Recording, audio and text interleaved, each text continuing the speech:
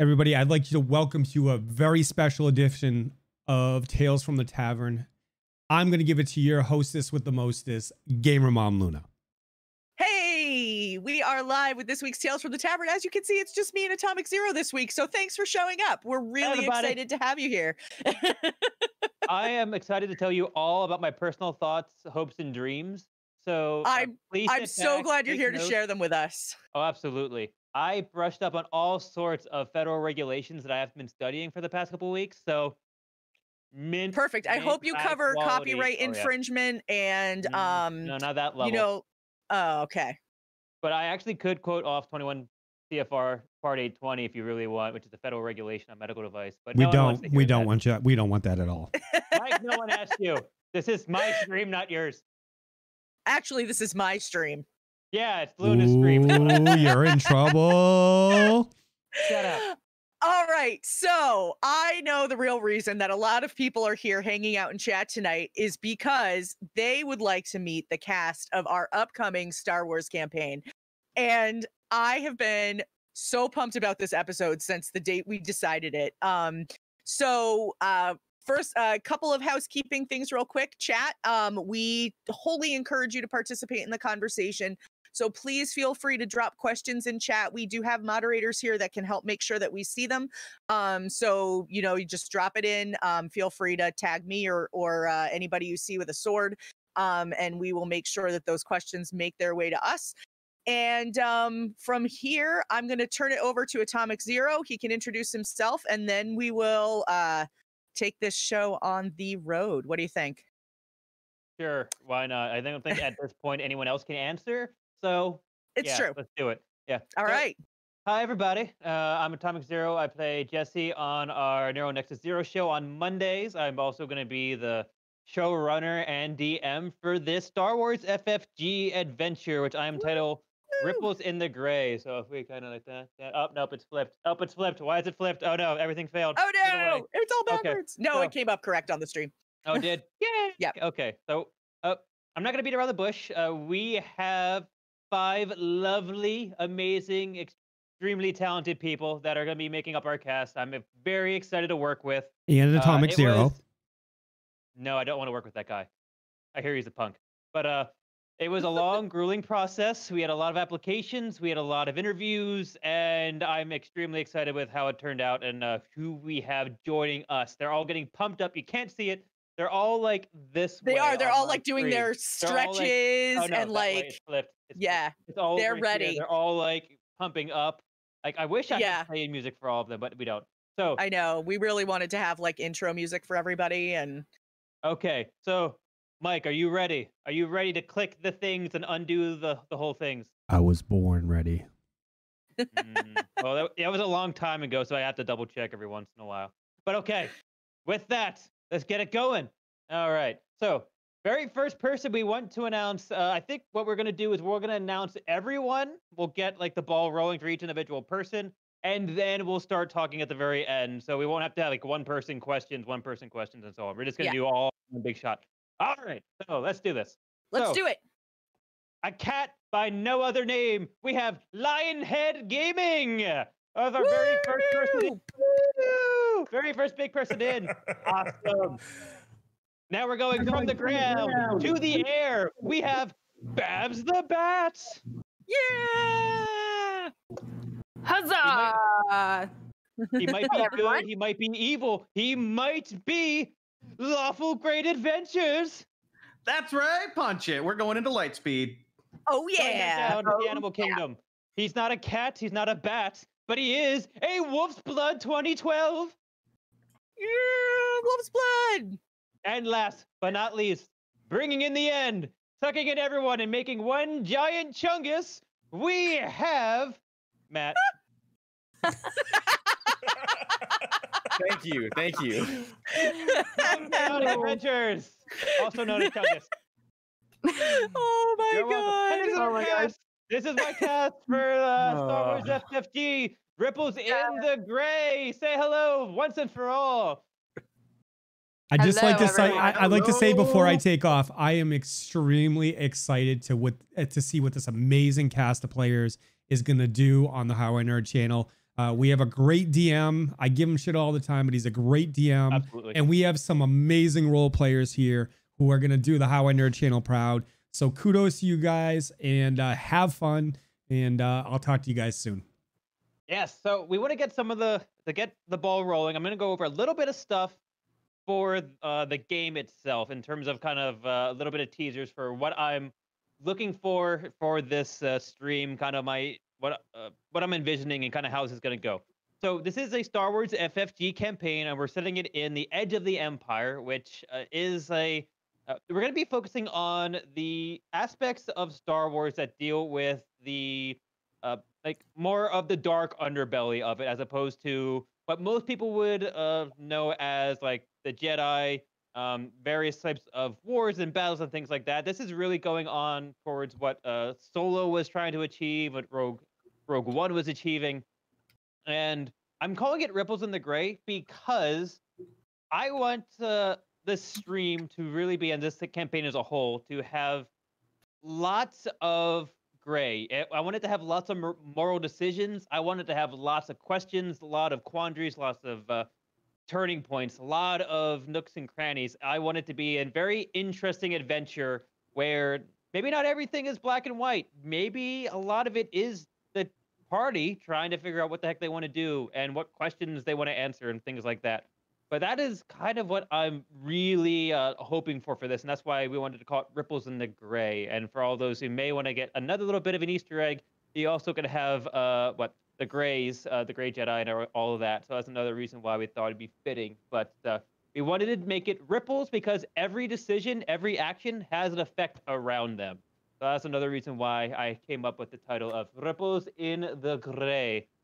But You yeah, didn't even tell us there was going to be Gray Jedi. Yeah, come on now. Wait a second here. That's a This is big not a war campaign. prize. We're learning right here with Stop you it. guys. All all right. off the stream. Everyone, new cast.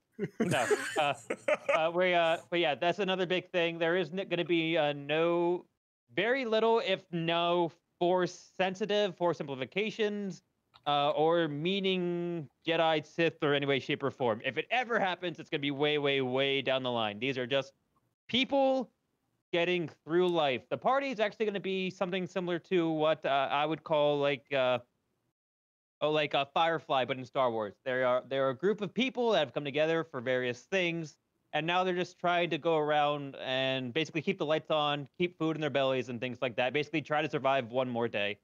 But I know we're not all here just to hear me talk and blabber. We want to talk to these lovely people to my left, to right on the screen. So we should be good. Luda, do we have anything burning questions to start off with? We actually do. We actually have just gotten a question that came in from chat. But what I would like to do before we even do that is I would like to just give everybody the opportunity to just go around and just say hi, a little bit about kind of your experience with TTRPGs, and then how you came to decide to be a part of, to apply to be a part of this campaign. So I'm going to start with Lion if you want to go, and we'll go the same way we introduced everybody. So. Yeah, sure. Howdy, everyone. I am Lion, pronouns he and him, and I am the creator of Lionheadgaming, an actual play Twitch channel and podcast. I have been playing D&D since 2011 and started streaming it in 2018. I have played D&D 4th edition is how I got into it, and I still love it. And I played 5th edition, Pathfinder 2nd edition, some Godbound, some Stars Without Number, smitterings and smatterings of one-shots and things like Fate and more nebulous systems. And I love tabletop RPGs. I love them so much. It's a great way to mesh storytelling with gaming, and I am very happy to be here after I made time to be on a Tales from the Tavern a little while ago, and sort of got to know some of the people in charge of HowINerd, and saw that they were really good folks, and became a part of the Storytellers Union, and it just felt like a natural progression to see, well, maybe we can take this, bond or union a little bit further by being here and being a part of this. Plus, it's Star Wars. Who wouldn't want to be a part of that? Right? And we are super glad to have you both have your channel, Lionhead Gaming, as part of the Storytellers Union. It's It's super awesome. And you guys are a great channel. So definitely check out Lion's Head Gaming streams when you get the chance. Highly recommend. Yeah, we're super excited you're here. We're going to move over to Babs the Bat. Oh, hello, everyone. I am Babs the Bat. I am a actor, producer, Twitch streamer, jack of all trades, wearer of many hats. I run the Twitch channel / production company Chaotic Tiefling Productions. It's the Chaotic Tiefling ATL Twitch channel, where I host trivia. I host live Shakespeare readings. We do a lot of random stuff on my channel, and it's just a great creative space, and I love it. I've been playing D&D about probably 4 years now. I'm relatively new to that, but I am an actor, theater and film. And so I loved getting to transition into that. I play a lot of D&D with my family. I help produce the D&D live stream D4 over on the Rock Punch channel. I love TTRPGs. I've worked for a lot of D&D gaming companies, and I'm just so excited to be here. I'm the newest member of the HowINerd family, and I'm so excited to be here. Yay! I play a Star Wars 5e homebrew game, and so when this came up, I was just like, of course. Like, there's never too much Star Wars in your life. So It's true. I'm excited to be here, guys. And I'm super excited to have you here because, one, it's super nice to have another woman in the HowINerd family. We have a couple, and it's always nice to welcome another one. And it's also Babs's very first appearance on Tales from the Tavern. Everybody else has been here at least once. So we're doubly excited to have her. I'm excited to be here. Yeah. And we are going to move over to Benjamin. Hey everybody, my name's Benjamin. I am the dungeon master and creator of Lawful Great Adventures, an actual play podcast using Pathfinder First Edition in a homebrew world. So it's, First Edition Pathfinder.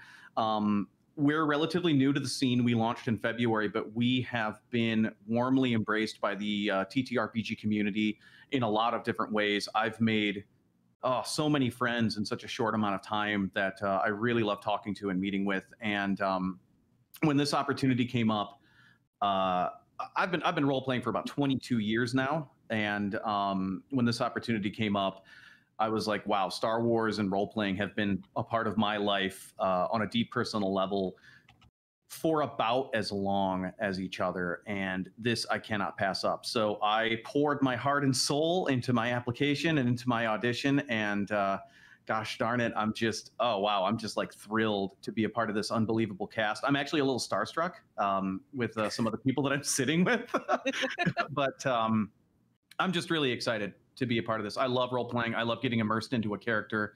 I love just like getting in and staying in. They were like, oh, can you role play for 4 hours? I'm like, oh yeah, I can role play for 4 hours. I can role play for 8. I work retail. I can role play for 12. Me too. So this is an absolute thrill. I can't even believe how lucky I am to be here. So thank you all so much. And Luna, thank you for being a fan of the show. I know. I'm a huge fan of Benjamin's podcast. I am on episode 30 right now. I'm still playing catch up. And yeah, I know I'm getting there. And I would just like to share, because Benjamin knows this, but the general public does not, unless you follow my Twitter. My daughter, who is 12, is also an avid listener of his podcast and has actually caught up, and she just needs to listen to the newest episode that just dropped. So, what does that say? Like, I'm super proud. It says you let her get away with listening to some dirty words. That's what it says. It definitely does. But I mean, there are worse things. So, yeah, no, it's a great podcast. I definitely recommend you check it out. So if you get the chance to do that, if you're a commuter like me and have a drive or whatever, the episodes are great. They're about an hour and 40 minutes or so roughly, and yeah, give them a listen. Next, we're moving on to Wolf's Blood, who many of you know is a mod for the HowINerd channel and probably 50 billion other channels that you watch. So, yeah. I don't even know how to follow this because, yeah, my resume is pretty much I'm a mod here. And I think I begged enough to be able to make it onto the show. No, so tabletop, I've been tabletopping now for, well, I hate to kind of say this, over 30 years. I got started back right about 1990 or so playing 2nd edition D&D. And don't look at me in that tone of eyeball. Yes, I'm that damn old. And from there moved into Battletech, Shadowrun, a game that nobody ever heard of, but is one of the best out there, which is The End, because the meek shall inherit the earth, the poor bastards. And so I've been, like I said, tabletop game for about 30 years. Absolutely love Star Wars. I'm a huge Star Wars nerd. Behind my green screen, I have, I think, 15 Star Wars Lego models, plus my walls are covered in everything. So between Lego and Star Wars, yeah, that's pretty much me. So with this crew here, just like, wow, I hope I can fit in because these guys actually know what they're doing. So we'll see. Just pretend. I mean, don't worry, we'll just kick you off if you... You know, I mean, I'm the one that's expendable. I could be the party death that hasn't happened on any of the shows. And everybody would just be like, first of all, did he kill himself by accident? When in doubt, kill off Wolf Blood. It's right? Fine. And I'm going to give you the opportunity. I will tell you all right now, he will be making notes frantically all night for the rest of the campaign. So be careful what you say. Video no, proof. Wolf's Blood, we're super excited that you know, we just leveled up a bunch of new mods yesterday. We're excited that we can level you up into a player on the channel today. So it's very, very exciting for us to have you take on this new role, and I'm so excited for you. Yeah, I'm super excited about all of this. And last but absolutely not least, Matt. I'm Matt. I'm one half of the Verbal Components podcast. I'm missing my other part, but I think he's in chat. So we're a comedy talk podcast about TTRPGs and D&D in general. Sometimes we have guests on from the community. We had Luna on a few episodes ago. We've had Ben on. I hope to have all of you talented people on at some point. I've been playing TTRPGs now for, I think, coming up on 5 years. I've sort of thrown my roots into 5e, which I think a lot of people have done. And like Ben touched on, we are relatively new in this space. Evan and I decided to start taking the show seriously and start posting regularly when COVID hit. So we've only been here for coming up on 5 months now. And the amount of support that the community has shown has been awesome. And that's half the reason I decided to apply for this brand new show.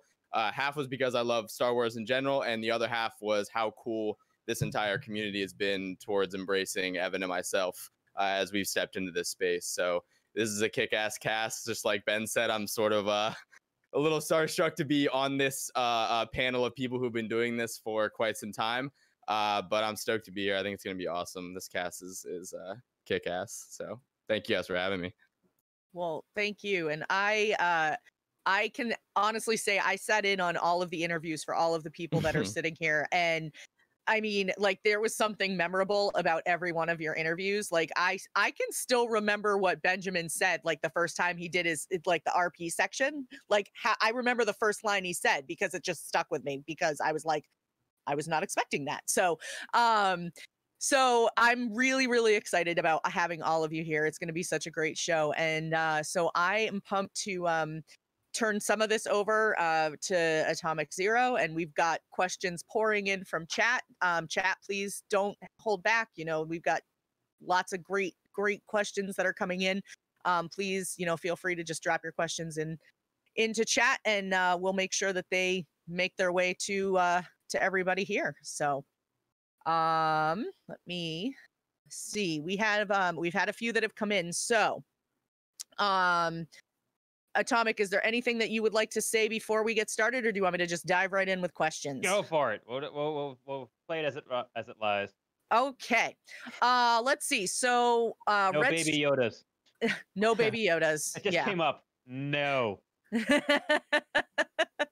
Okay, Strike Red Kite. So here's my question. What aspect of Solo most worked for you and what aspect most fell flat? Weren't we Interesting. just talking about this? We Yeah, were. talking We were about just it. talking about this Getting ready before the show. before Yeah, the show started. somebody hacked into our Discord, and I don't like that. Yeah, go on. Donald Glover was Lando. I'm gonna say the thing that I said in the chat. Like that was incredible. He was, and I've been a fan of his since 30 Rock, and yeah, he was amazing in that. I think it was very clear to me, not to get like too detailed, but for me, it was very clear that it was two different movies stitched together, though. Like if you really watch it, you can see that they definitely had to do research. They definitely had to do all that. And it was a great movie, really fun, despite that. But like if you look at it really closely, like squint, you can see the seams. And I think sometimes that pulled me out of it. But yeah, Donald Glover, amazing. I would watch Lando, A Star Wars Story. Right. Preach. Oh, Yeah. 100%. I would Yeah. totally watch that with him. I'm gonna cheat here and just base it off of Ben's answer. I mean, I'm a huge Donald Glover fan, and to your point where you felt like it was stitched together, if you sort of like paid attention, it seemed like it was sort of pieced. It did sort of fall a little bit flat for me, but oh yeah, I'm a huge Donald Glover guy, through and through. So yeah. I'm gonna piggyback on for me it didn't necessarily fall flat. It was a fun story. It didn't take itself too seriously, especially considering all of the issues they had during production. But my favorite part of the whole thing was our surprise Darth Maul with Sam Witwer's voice attached to it. Like that was the oh shit moment that none of us were expecting, and that's what I appreciated, was it helped connect all of those other little pieces. So Yeah, I think it was one of the things we were talking about at the start of this was, I think the thing that probably it's kind of like, it's almost like the same answer in terms of like answering what I liked best and what I didn't. It was like, I feel like that all the supporting elements, all like the supporting cast members, all the supporting casts, or all the supporting actors, like the supporting character backstories, their drives, their motivations, I thought were all really intriguing, and were incredible actors and actresses. And I feel like I always wanted more of them, but we were centered on Solo. So I feel like it was like, I feel like in terms of like I wanted more of I feel like a lot of the development of Solo was rushed in the sense, and we got to see like all these snips and pieces of everything. But I wanted I almost wanted like a slower deep dive in development of things. Like I know they answered a lot of questions really quick in like a 2-hour span, and I almost wish they would have answered those same questions, but maybe a little bit slower, a little bit in more detail. But I mean, I really love the supporting cast and all the various the characters on there. Like I love the, I mean, but then finally getting to the very end, when he finally does get like the Millennium Falcon and everything else. I mean, there was a lot of very notable moments, and like, oh, I guess that's how they say he's gonna meet Chewie. Okay, that's different. Okay, like, I mean, there definitely was good moments in it, and overall, I did really like the movie. I loved it. mm-hmm.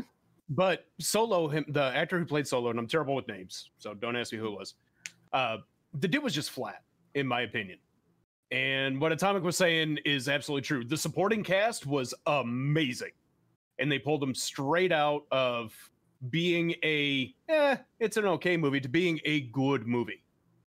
I think if you would actually have, and I was talking about this with one of my friends a few weeks ago, and I'm now going to take their opinion because I was wrong. Get that on the clip. And if you had taken Solo out of the movie and just made it Star Wars: A Space Story, fantastic movie. Absolutely one of the best of the franchise. But you add in, wooden tree trunk boy that couldn't act his way out of a paper bag, and you kind of got what you got. What? Was that a little bit too on the nose?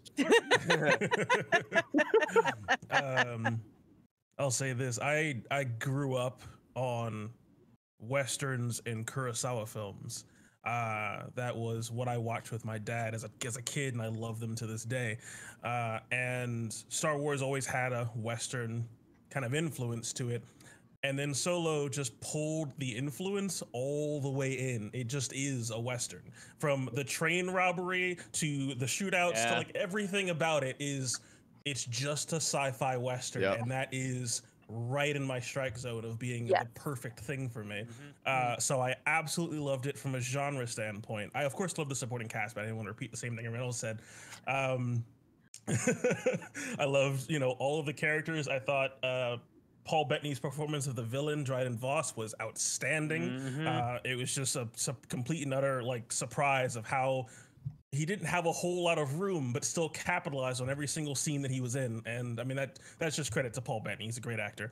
That being said, I think my biggest problem with it is that it was not big enough for Disney. I think the fact that this I think is that film was probably the best direction to take the cinematic universe of Star Wars in the like Wolf said, if Solo wasn't there and you were just telling a Star Wars story, they would be a perfect fucking movie. Sorry.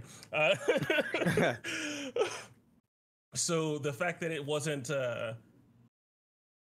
really popular and it was kind of divisive and didn't do really well means we're probably not going to get more films like it that treat Star Wars like a setting to tell great stories in. So I guess we'll have to tell our own stories. There you go. If I can jump off of what you just said, the other thing that disappointed me was I heard that there was going to be like a Fett movie and a Kenobi movie, and those were all riding on the success of Solo. Yeah. And then, oh man, brutal! Just rip our hearts out. My heart is stomp on it into a million pieces. Kenobi is now a series. Yeah. Yeah, Kenobi's gonna be a series on the Disney Mandalorian. Plus. Yeah. Yeah, they're gonna Which I mean, the Mandalorian did a great job piggybacking off of Solo and making it into a setting. The Mandalorian is Jon Favreau and Dave Filoni's Star Wars fan film.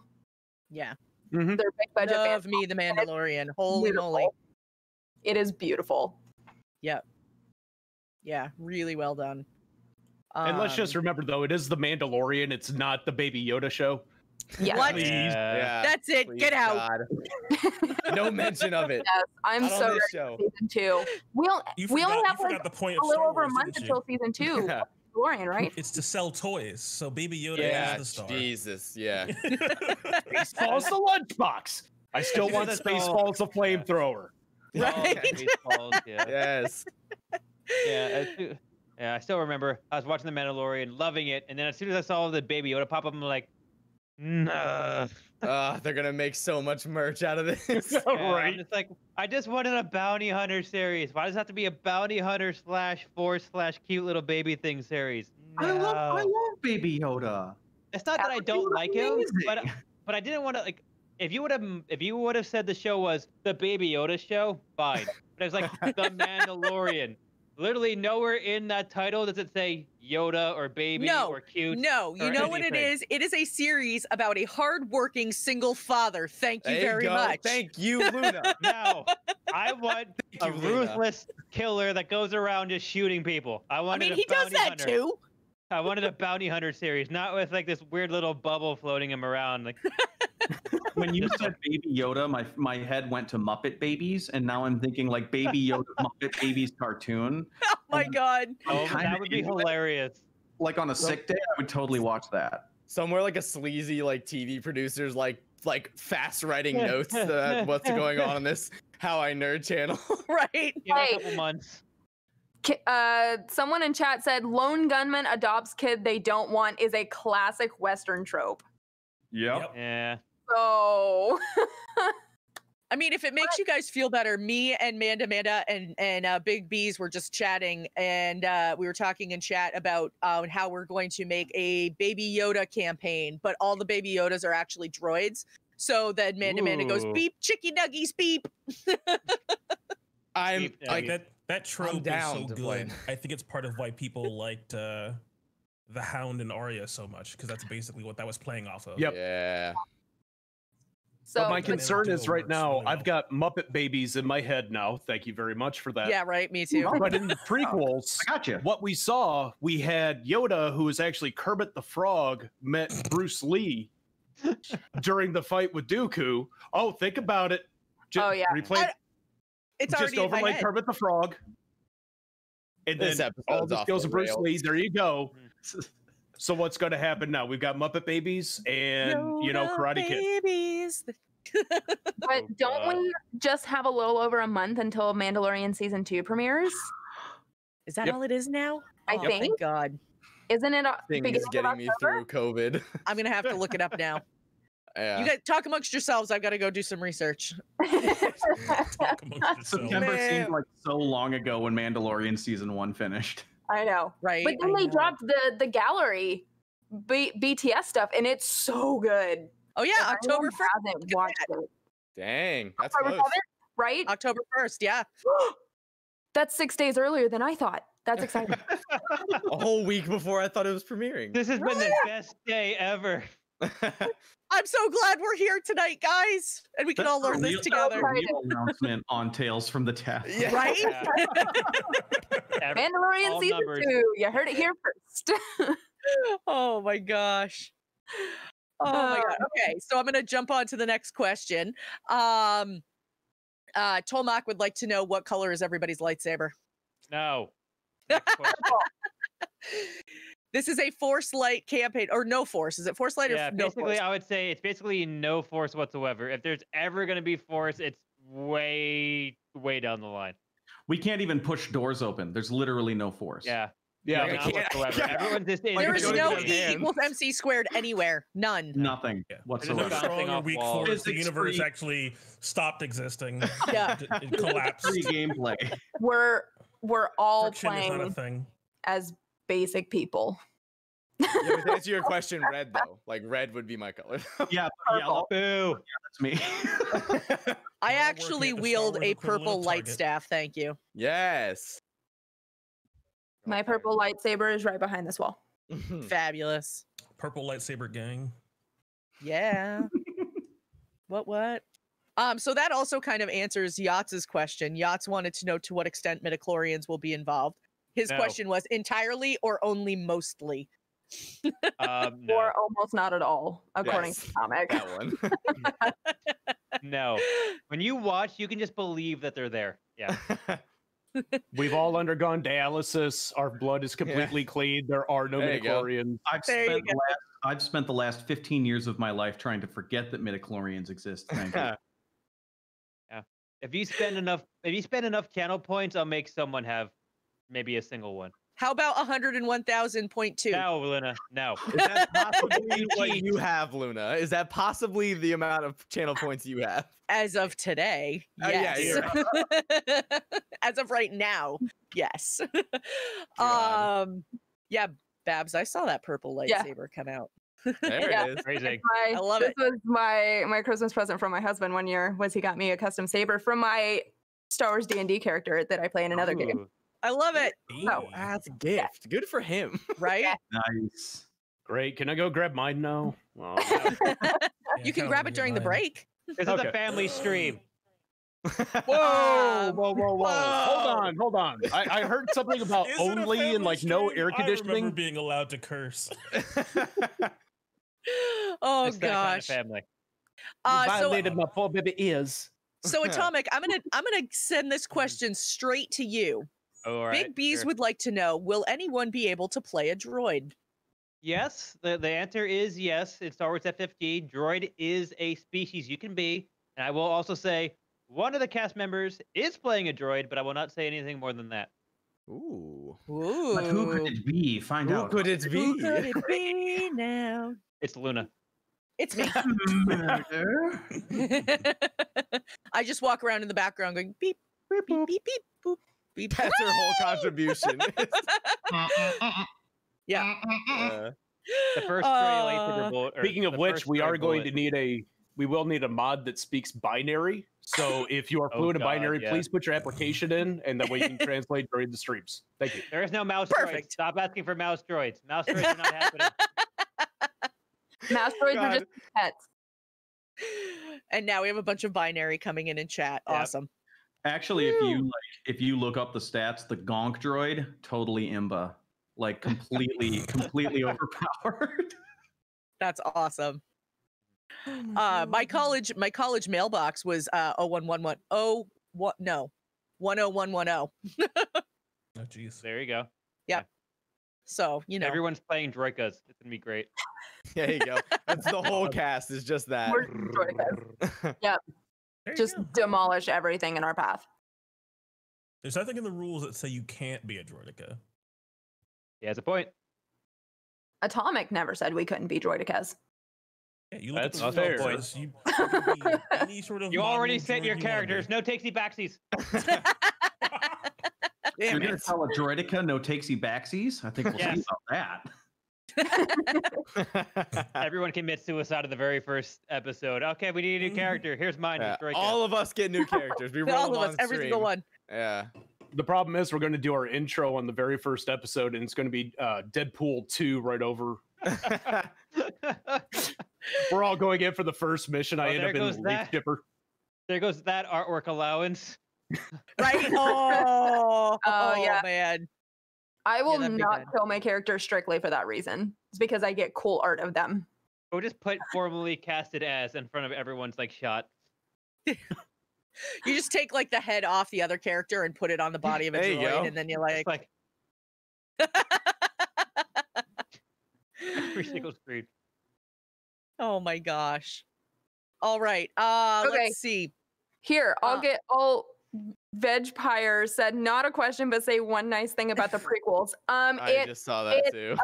It caused me to have my life and career ambition There you because go. of BTS stuff. Better than for anyone Revenge of the else. I'm Sith. just gonna say that right now. No other answer will top that. So The BTS stuff for Revenge of the Sith is the entire reason why I wanted to get into the film industry. So I think I wore that disc out on my DVDs more than the actual movie. So I'll say this. Hayden Christensen does a damn fine job playing a petulant teenager that's having a hard time coping with responsibility throughout the entire thing. Like, Yeah. like everyone's like, oh, he's such a bad actor because he's so whiny. No, he's a The child. perfect- Yeah. Yeah, Like, I didn't it's- find him that like bad. I mean, don't get me wrong. I didn't find him great, but I didn't the find him writing- horrible. Like, yeah, the exactly. writing isn't that great? Right. You can only do so much No. with what you have. Like he we're did a trying really to build up to Darth Vader. We only have so much time. We gotta get Oh, there. yeah. Right. Right. Yeah, like So- him and Ewan McGregor do a Yeah. lot with a little throughout the entire prequels. They really do. The writing and the direction, the cinematography, I'm like, oh, kill me. But those two are fantastic. My wife and I, we sat down and we rewatched them once, and it was a bit of a challenge. But every time they were on screen, it made it okay. And also the memes are really good. Yeah. So that's nice. My favorite part of the entire prequel was when Darth Maul first activated the second side of the lightsaber. Yes. Yes. So kick ass. And I was in Yeah. the theater. I was just like, so "Ah!" kick ass. Like it was like the best movie. Like they can do that. Oh my god! And It's it my was like favorite character. I Yeah, love I him have so I as have soon much. as he did that extra, like I was like, no. It was I like, have a real answer to that question and a cop out answer. Which one you want first? both. Go. Dealer's choice. All right. The cop out answer.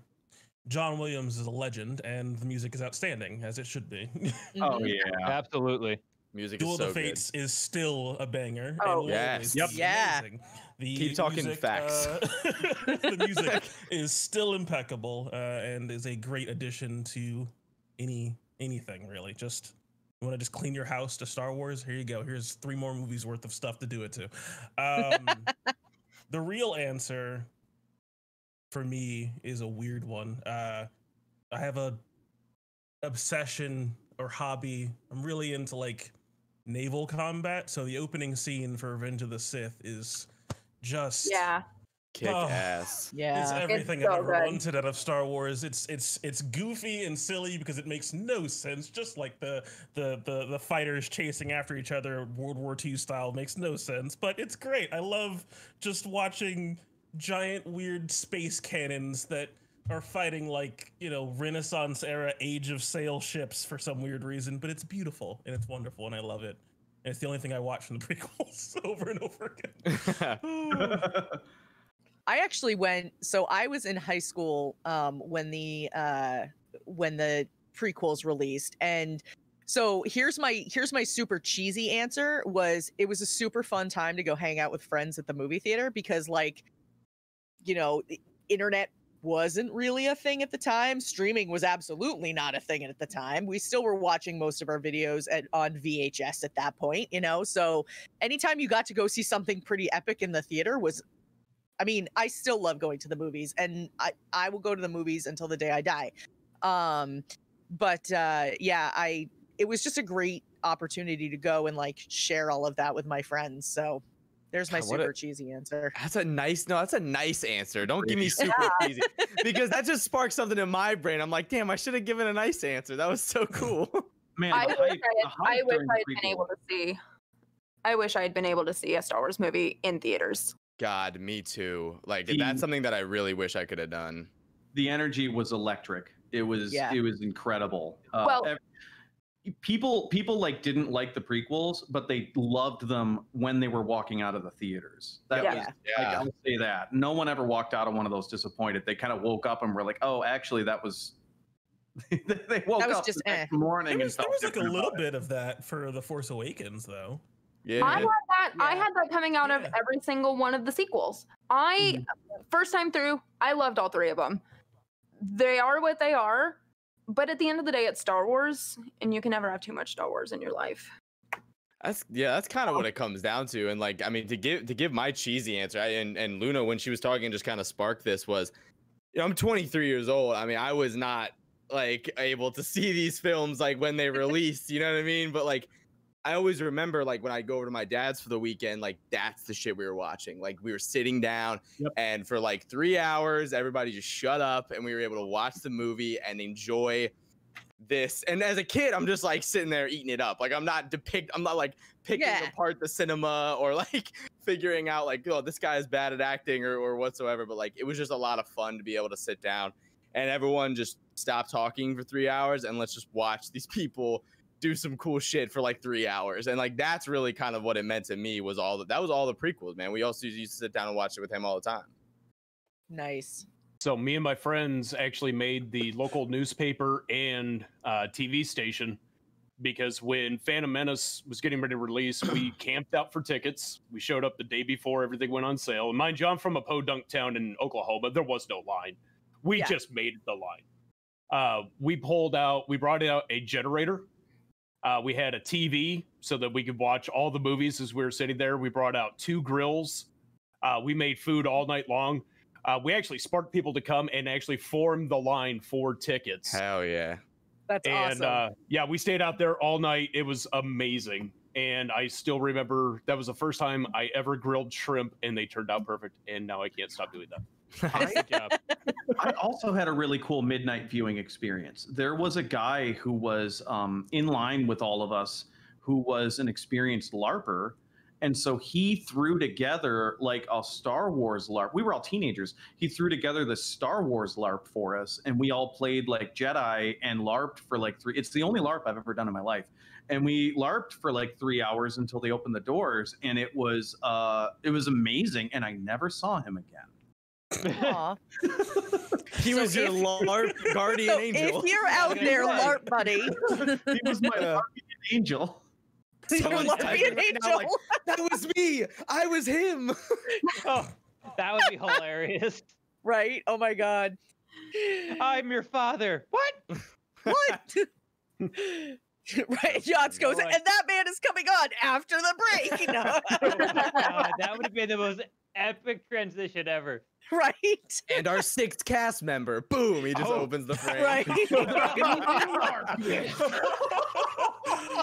Mic drop.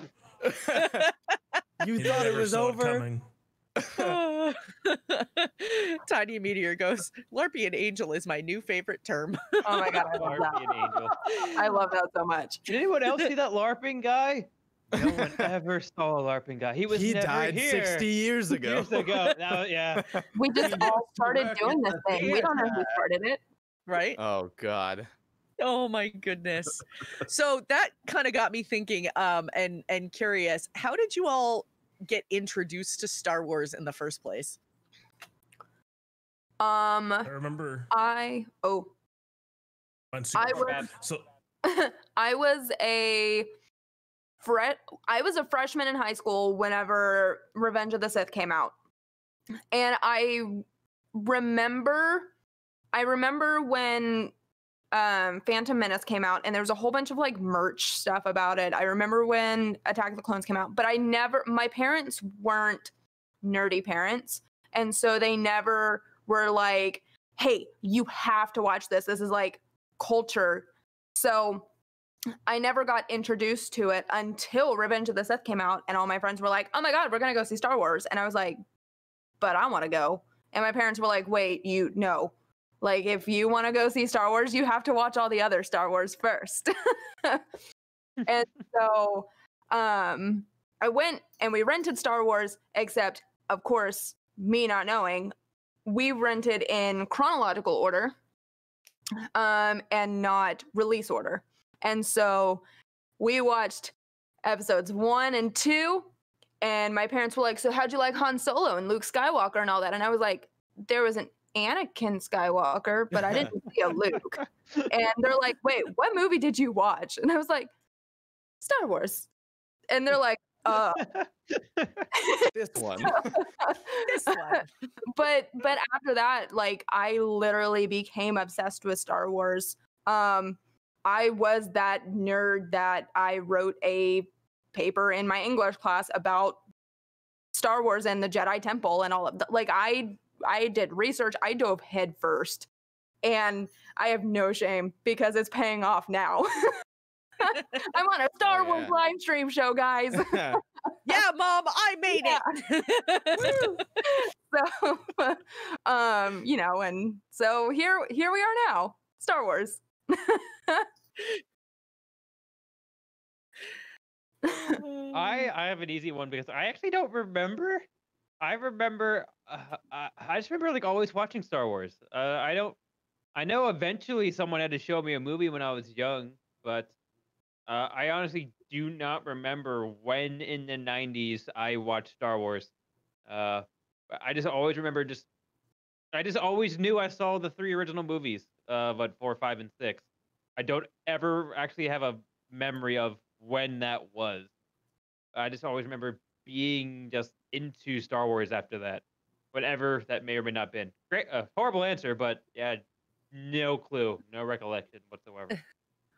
I was an awful tiny child. I had a lot of energy and I talked a lot. Like many role players, perhaps that is also your background, dear listener. Who, me? So, so my mother wanted to go see some family friends over on the East Coast, and so she took me along. And she's like, "Oh, there's an older kid there, and you can play with him and maybe learn how to, grow up a little bit." And the older kid hated me immediately, obviously, as you do.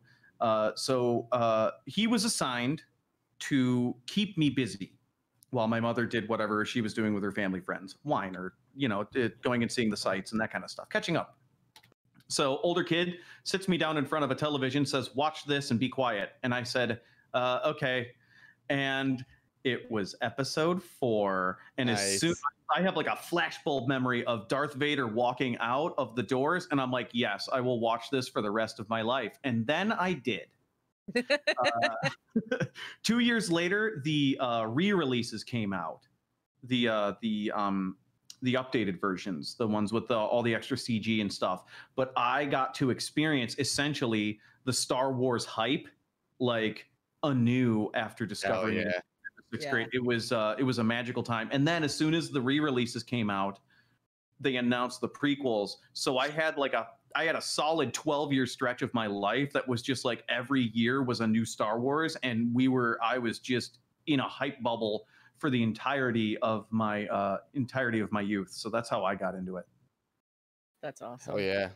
Mine has something to do with a little bit that I kind of touched on already. I come from like the opposite of a nerd family. You know, it's the sports, it's the populars, it's the this, it's the that. And for a long time, that's what I was, you know, that's what I was doing. I was, you know, I was playing a lot of sports, and, you know, I was doing MMA, and I was going to parties, and I was making friends. I was trying my best to do, you know, what I thought was the norm. But then deep down, I'd come home and I'd play World of Warcraft for 6 hours straight, 8 hours straight, 10 hours straight, and not sleep through the night. And finally, one weekend, I went over to my dad's. He had me every other weekend, and then on every Wednesday, I went over to my dad's on the weekends, and, you know, I brought my laptop with me, and I was playing World of Warcraft because I just couldn't not at the time. I was like 12 years old. I wanted to play, and that's what I was doing. And, you know, he wanted to spend some time with me. So, you know, he was like, hey, have you seen these movies? And I was like, no, I haven't seen them. And you know, we sat down, and I think that night we blew through like 3 of them.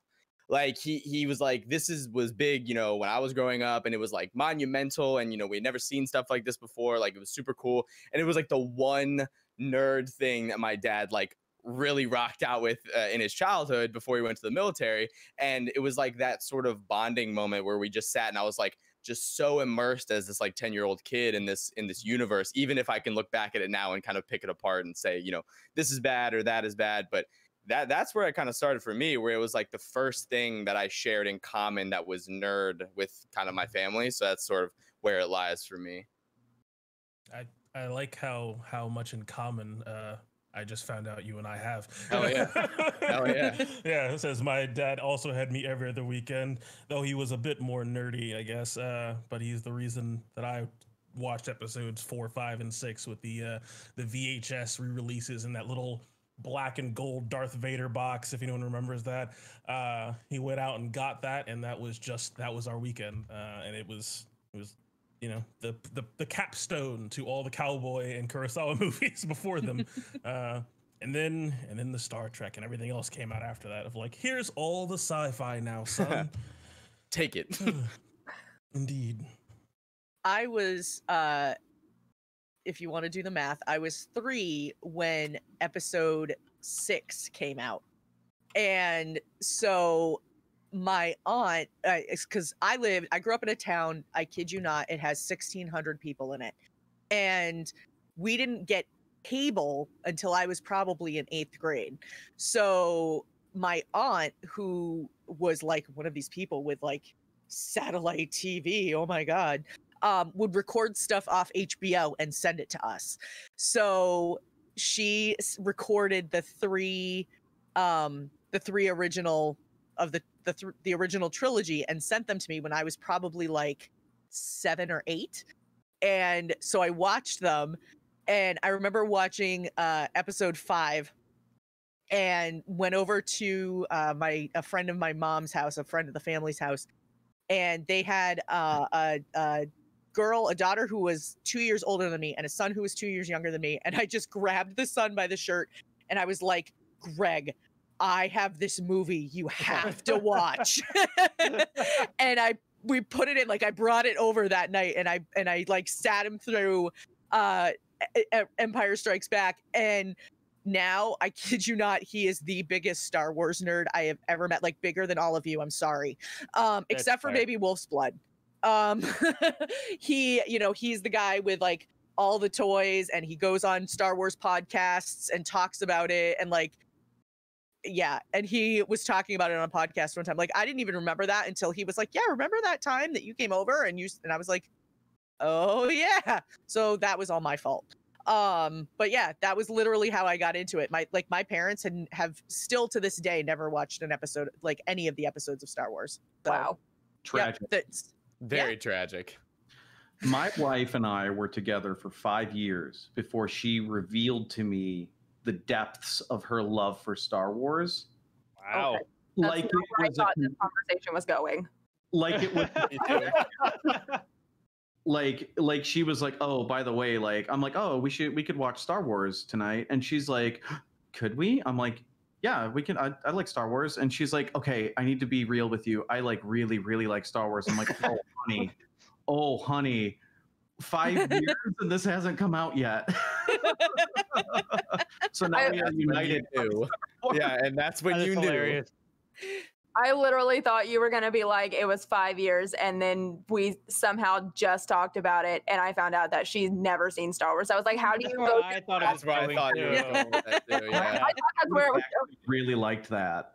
That would have been kind of cool, but Yeah.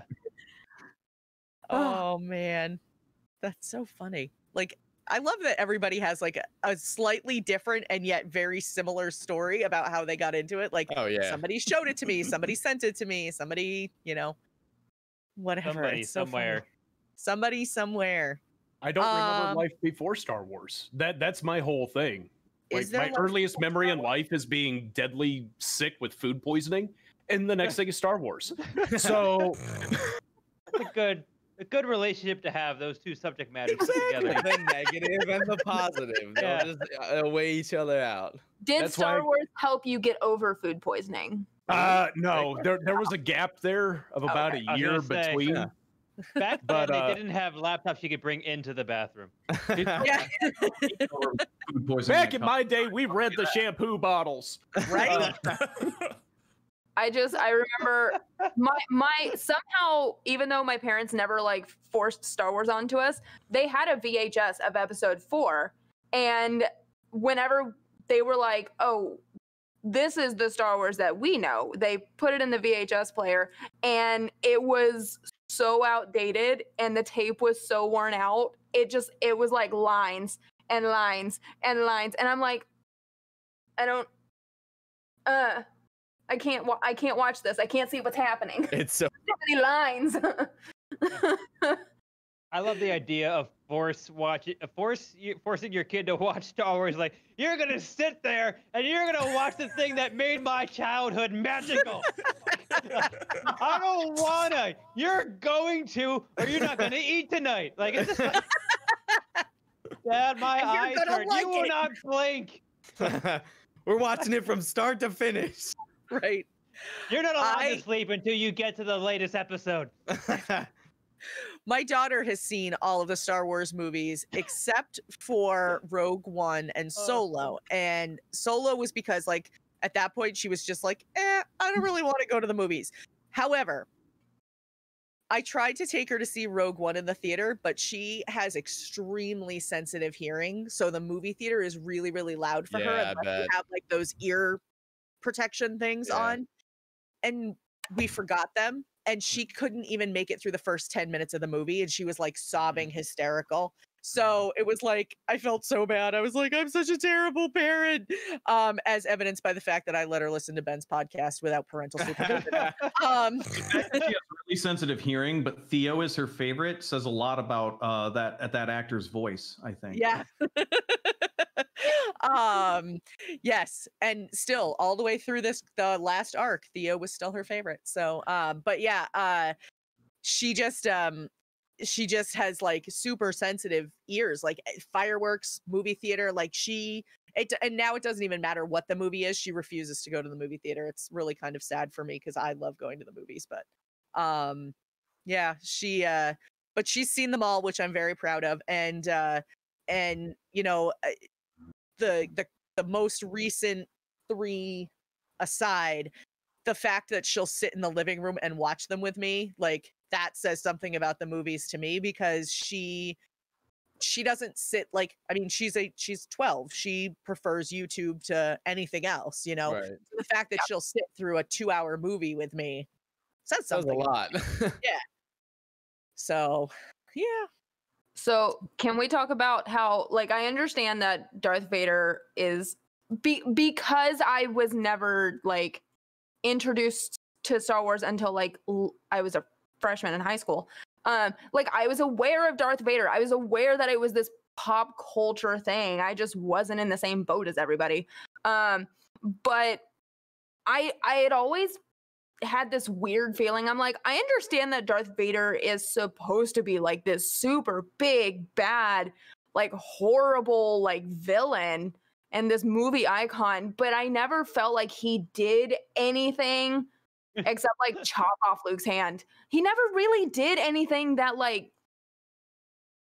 proved that throughout the original series. I mean, he was like, he just looked menacing, he sounded menacing, he had a red lightsaber, call it done. But when Rogue One pulled what it pulled, and you see him go ham on everyone in the dark and all that saber, I was like, this is what I've been waiting for. Oh yeah.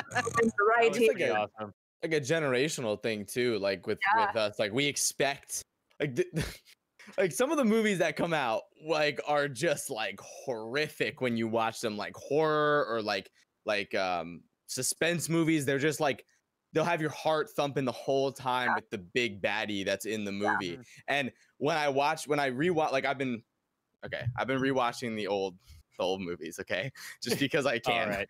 And I get it. Like when you say that, I don't think it holds up for him being this like big bad presence when he walks into a room, because you're like, oh, that guy's not that bad. I mean, he's like not great, but he's not like on a big screen in a theater. He was probably terrifying because there was nothing like that. Exactly. There you go. Yeah. I'm gonna jump in here, okay? Because I'm here listening. I very recently got the VR experience, the Vader Immortal VR experience.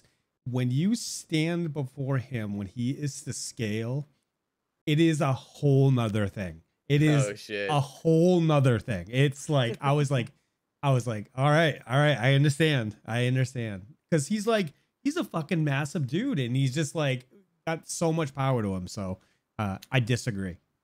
I need the VR experience. Yeah, right. That alone was a good sales pitch for it. Yeah, seriously. The joke with my wife and I is that in episode 4, Vader shows up, yells at Leia, chokes a guy, and then shoots down 2 X-Wings, and that's all he does as the bad guy, basically. It's Grand Moff Tarkin that does all the evil shit. I sort of look at the original trilogy, though, as it's like at that point, like you start to see him like figuring out his relationship and who is where in the universe and that sort of thing. And so I feel like by the time you hit episode 4, you've already started that redemption arc.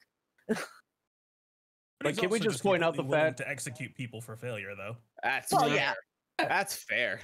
And he did what all of like, just brutally with the Force while everyone watches. He's still kind of evil.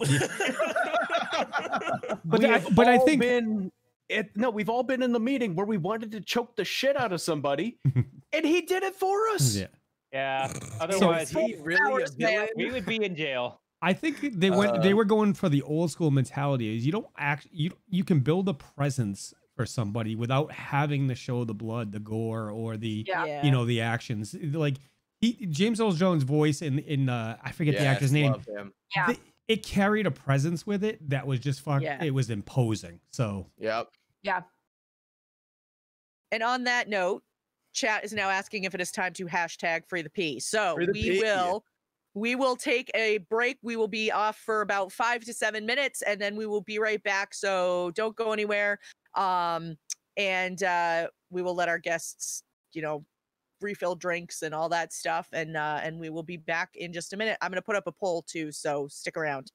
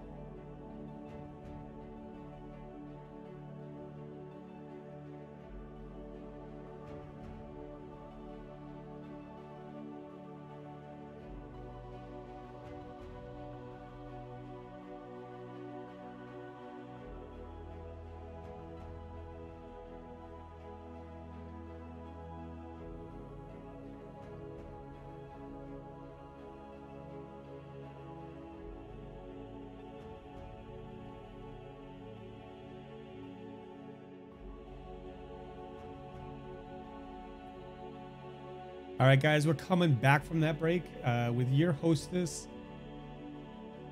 here, Lola.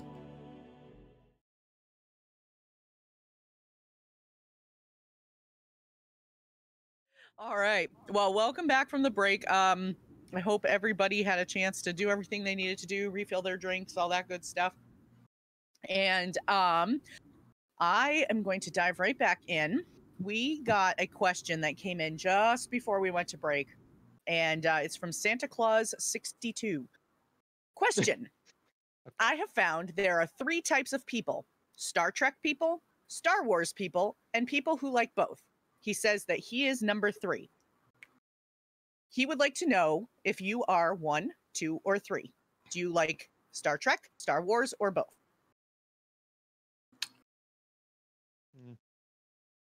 Oh shit, that might be. Yeah, I'm just a Star Wars guy myself. And people are gonna crucify me for this, but I have never seen a lick of Star Trek. Wow, that's kind of hard to do. I mean, kind of same. I've seen the newer movies, and I know that's not an accurate representation of Star Trek. Yeah, I don't know why. Like if Evan's still in chat, he's like furiously typing on his keyboard right now because my co-host loves Star Trek. Like he is in love with it. I have not. I don't know. Not that it's a bad series. I think it's an amazing series, and I think that a lot of people have a lot of good things to say about it. But for some weird reason, I have not had any inclination to go and dive down that rabbit hole. So I have to say, strictly Star Wars people on my part. Yeah. I too am a Star Wars boy. Philosophically, I'm on board with Star Trek, and I've seen quite a few episodes and liked them. But there is an X factor to Star Wars, and I think it's the action combined with the homages to like samurai and stuff, and the pseudo spiritualism that just sort of hits all the right buttons for me. That really adds up into a package that I really enjoy. And like Star Trek is amazing. It's really good sci-fi, and like I love like Isaac Asimov and some of that sort of high-minded stuff too. But for some reason, it just didn't grab me the same. Maybe I didn't watch it at the right time. Maybe if that older boy would have sat me down in front of Star Trek instead, I would be introducing myself as a member of a Star Trek actual play instead of this. But that's just not how it landed. So I've watched.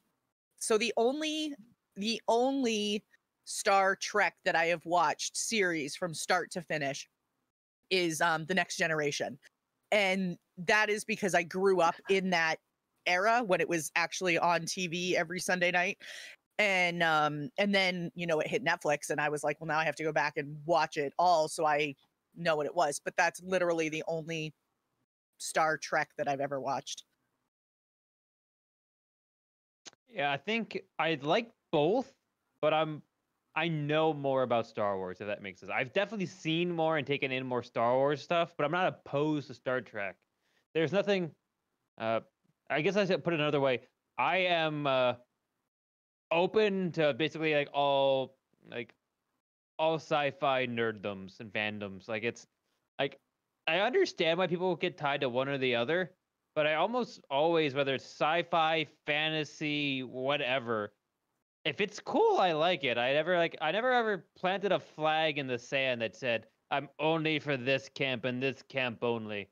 But I know more about Star Wars than Star Trek. And it's something that I would like to do. I actually think it's my girlfriend actually has more Star Trek knowledge than I do, which is saying something. So it's definitely something I'd like to get into. It's just it's been on the back burner for a while. I'm definitely a choice 3 on this one. I love Star Wars. I love Star Trek as well. And I will go ahead and stir the pot. The best of the series as far as a story writing and understanding of what Star Trek was all about is Star Trek Enterprise. I've said it. You can crucify me for that one if you want to, but from a story aspect, Enterprise is almost perfect. And the worst one is currently, I'm sorry, Discovery is terrible with little water bear, wormhole, weird, travel-y thingy do hickey-mabopper that they've almost rescued with the mirror universe, but they've even managed to screw that up. So Doug Jones's Saru though is awesome in that. He kind of saves the whole thing. He's amazing. He is. I mean, there's definitely qualities to it, but Discovery's just garbage. I've only seen the original series and the Next Generation, and I love them both for different reasons. I love the original series just for what it did when it came out. Like, its cultural impact was just outstanding. A lot of firsts in American television were on there that have a big impact. I know Uhura was a big deal for a lot of people, and I appreciate just her existing. The Next Generation had me and my dad having a lot of philosophical discussions, and just him sort of helping me think more. So that was its big impact, I guess, as opposed to Star Wars, which had me imagine, I guess, more. Which I think they're both great sides to a sci-fi die, so to speak, because you have, you know, Battlestar and Farscape as other faces of this sci-fi die as well. I really like the idea of sci-fi as like a die, actually. Yeah, no, that was a great fucking D20. answer. You have, like, Right? You know, you have The Expanse, you have Battlestar, you have so Love much. Yeah, someone said Firefly in chat. I mean, Firefly, yeah, exactly. I love it. I love it. I'm like trying to sort out what is going on in the group chat right now, because there's like all of this, like this literally started with a question that was posed to me because somebody had a legitimate question that they wanted to ask of the cast that's on the show right now, and it turned into this whole like techno babble, like let's do this, let's see, Mike, hit me up on Teams and we can give it a once over before my 1 p.m. scrum. Guys, holy crap. It was making my brain short circuit. Like the gears were like creaking to like a screeching halt. It's like we have the show and then we have this very specific sub show that's going on in the group message right now. Right? Oh my god, I'm telling you. Let's take this offline so we can strategize a synergistic way of coming together so we can have a multi-dimensional, Make it stop. I don't work till tomorrow. Make it stop. Right? Sorry, I I'm a work at corporate boy nonprofit. and We I'll don't take use any those chance. words. Me too. I work in extremely regulated industry. We have all sorts of words. So okay. So basically where the question was headed was somebody was starting to get it. They would like to know a little bit more about the show. And so Atomic, I'm going to let you sort of take the lead on this, but they wanted to know a little bit more about, obviously without giving too much away, a little bit more about some of the characters and what maybe we can expect to see going forward. Yep. So just to give a little bit of background, the characters in the show, they are a group of they're not really like mercenaries or anything else. They're just a group of hired. They're a contract team with various specialties. Everyone on the ship, as in a part of the party, has various backgrounds and expertise that can be used to make profit in some way, shape, or form. That's probably the best way of saying it. They are just contracts and hired hands. They are their own fixers, and they're going to be going out looking for jobs. They're going to be looking for jobs. They're going to be looking for bounties. They're going to be looking for contracts. Whatever they want to basically get by, make money, and move forward. It's very much open in that sense. And with that, I mean, these are going to be very colorful characters. They are going to be characters that, you know, in a lot of our other shows and a lot of our other settings, you know, D&D and things like that, there's usually a matter of good and bad and indifferent in terms of the party and the cast.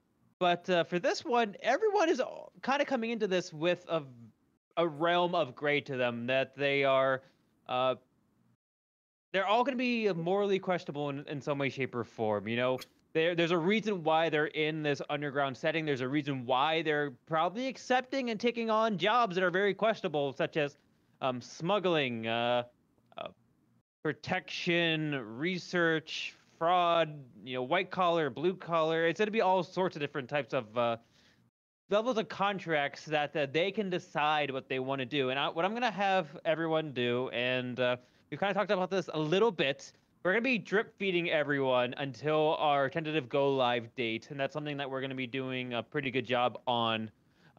There's lots of things we're going to be holding your head. Some of those things are going to be, what era are we actually playing in? I decided on that a while ago. I still have yet to tell anyone besides the people on this call, minus you all. So that's something that we're going to be talking about. The ship, everyone here. We had a car salesman-like experience where the cast got to pick out their ship they're going to choose. I'm very excited about it. I was extremely happy for the ship they picked out. So that's going to be fun to talk about. And we're also going to have things such as the characters themselves, the species, their roles, their classifications, their expertise. There's lots of stuff we can just drip feed you all, and we think we're going to have a very fun time doing it. But for today, to kind of satiate your appetite for some more information, what I'm going to do is going to have people at this point still have a kind of a general concept, a high-level concept of their character. We're still working on fully finalizing them. But I want the cast to go forward and say a couple things. I want you to kind of say high-level wise, kind of your character's motivation as to how they got into this lifestyle, you know, revenge, profit, they were bored, whatever you think motivated them to eventually get to the point where they're happy being in the dark underbelly of things, and maybe drop a couple words on kind of their personalities, on such as, you know, are they aloof? Are they outgoing? Are they personable? Are they very violent? Are they a hothead? Things like that. But enough stuff that leaves everyone enough room to still hang on the hook, if you will. And we'll do the same thing where we'll go around the ring.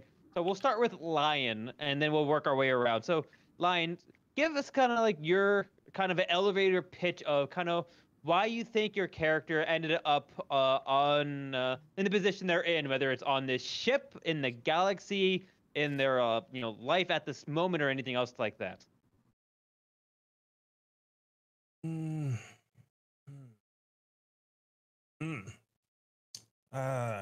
My character ended up in this situation due to a mixture of a desire for revenge and the obligation of duty. They are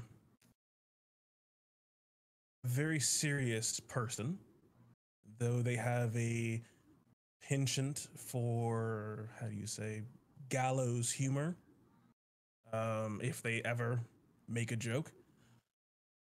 They are a perfectionist. They are obsessive, very driven, very self-actualizing. They always seem to have a lot weighing on them, like they're carrying something that you can't really see. But it also seems to be the same thing that's pushing them forward. And they have a broad spectrum of emotions.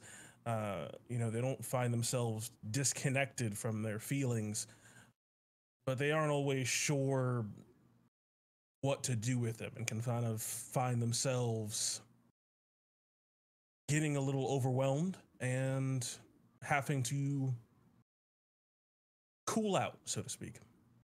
I think that's really good. Now we're gonna go on to Babs, and I will say, as an extra teaser for Babs' character, this is one of the ones where she literally came in like, okay, everyone, generally speaking, what's everyone's concept? And Babs' like, I have something I want to do. I want to do this thing, and this is the thing I want. It's very shiny and polished. This is my baby. And I made Atomic really have to think about what he wanted in this campaign. But at first blush, I'm like, I don't know. That's gonna be weird. And then I'm like, the more and more I thought about it, the more research I did, I'm like, you know what? Let's do it. There's no reason why we shouldn't do it. So I personally am also very excited for Babs' character. And I think this group as a whole is going to be extremely entertaining to watch together. So Babs, kind of do the same thing, kind of their general motivation as to why they got to the point they're in, and just kind of a few words about their personality. Okay, so you're gonna have to tune in to find out what exactly I'm playing, because I'm not gonna tell you right now. But I'm super pumped for it. I think everyone here has actually kind of like gotten on board and been like, you know, I'm actually really pumped for you to play this character. Not to hype it up too much, but my character is very driven, very strong-willed, knows what they want, but is still trying to navigate their life because of certain things, certain backstory things, certain because of what I'm playing. There are a lot of different factors, but is looking for a sense of proving themselves, and it's basically trying to discover I'm trying to figure out how to phrase this without giving too much away. Hard. It's a discovery story, and I'm very excited to take my character on this journey. I have I've done a lot of prep for this. There's a lot that I'm going to be pulling from, and there's outside influences that influence this character, and I'm just really excited. So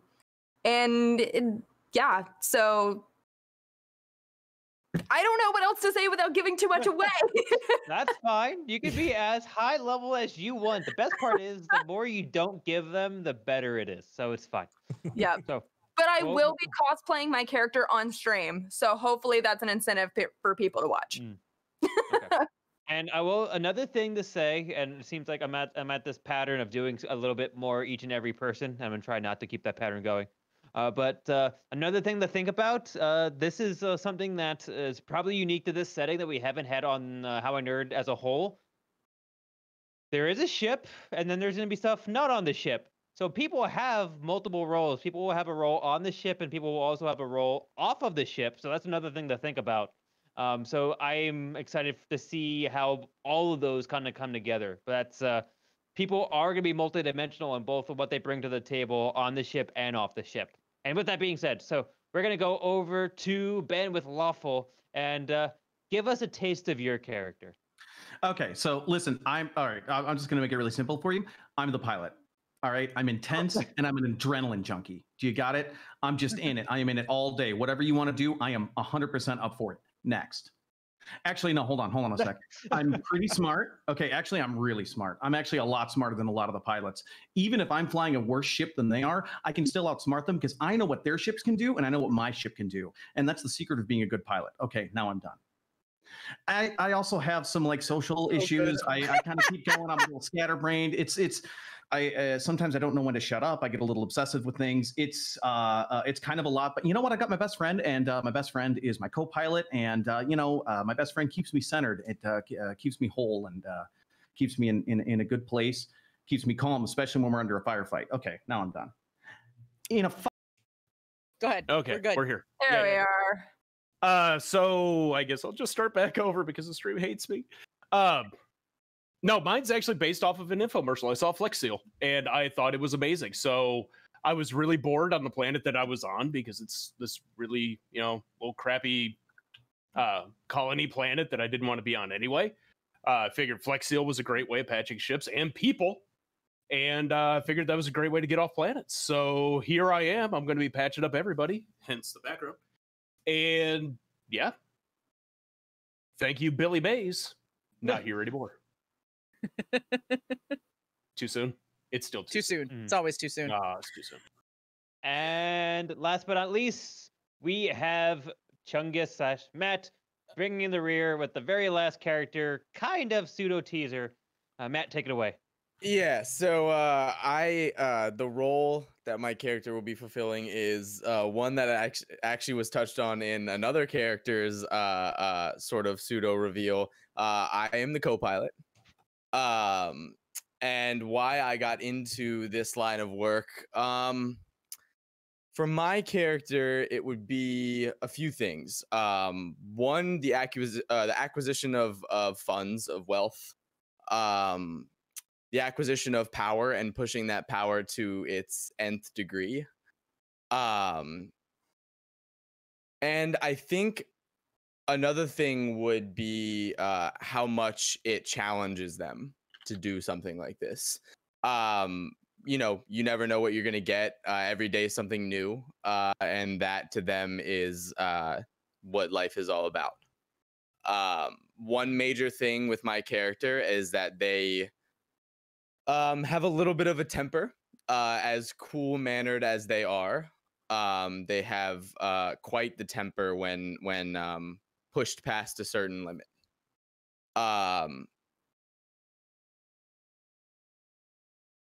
Is that it? What else are we supposed to be saying on our characters? That's basically it. Just kind of how you think your character got to this point in their life to be tied up with everything, and then just generally a couple words about their personality. So I think you want to be good, you can be good. I'd say one more thing is that my character has a very big sense of family, and I think that's what makes them work well in a team atmosphere. That sort of familial bond is what makes them sort of push on through hard situations. So that is who I will be playing. That's super cool. We were definitely not talking behind the scenes about the NPC channel in the It's a great channel. So for anybody, for anybody who hasn't joined the HowINerd Discord, one of the things that people can do in order to get involved with all of our streams is we actually have channels where people can create NPCs, and those NPCs can get, at obviously the GM's discretion, can get worked into the stories. So it's kind of our way of letting you have a creation be a part of the story as well. So we were just sharing some information about that in the group chat. So I was like, look at this. So if you haven't had the chance to drop in the Discord, you know, feel free to come by, check it out. Actually, all of the cast will, once the show gets up and running, there will be another set of channels for all of them, like, so you can ask questions about their characters, you can share thoughts, ideas, memes, whatever, about each of the characters. It kind of gives everybody a place to interact with the cast. And also, like I said, we have the NPC channel where you go in, you answer 5 quick questions, and you can create an NPC that then may make an appearance at some point during a stream. So that's so cool. Just yeah, it's a really kind of fun thing that we do. The other thing too that we have that's available to people who come and watch the show, and I know you guys are still working out the details, is you may have noticed during the course of the stream we do have channel points active. And so there will be a way to use those channel points during the streams that will have some bearing on the stream. So for our Pathfinder campaigns, you can use the channel points to give players a +1, a +2, or a +3, or an advantage or a disadvantage roll, things like that. Or during our Savage Worlds campaign, you can give players a Benny, which is kind of like a reroll, plus, you know, it does some other things. So so just some ways that that you guys can participate with the stream while it's going on, while it's live every Tuesday night. You guys are going to be Tuesday night, right? And yes. Do you know what time you're going to be at yet, or have you not settled on a? It's either going to be starting time of 7 o'clock or 8 o'clock, but we're still deciding. Okay. So yeah, so keep an eye out. We'll post that on Twitter. We'll have it in our Discord, you know, as the show gets ready to go live. You know, we will definitely have information about that as well. So we have a little bit more time. So I'm going to throw out a couple more questions, and then we've got about 20 minutes before we have to wrap up. So let me see. We have had, Fire of Legend would like to know, serious question. Am I the only one who unironically loved Jar Jar Binks? No, you're not. There's my answer. I love him so much. I don't know what about that character. Like, I know there was all these, I call them crazy theories, but they could be based in fact. But there's all these theories about him and all these people that didn't enjoy him. I was a Jar Jar fan, and I will be until I check out of this earth. I'm going to ride with my boy until I'm done. That is my man.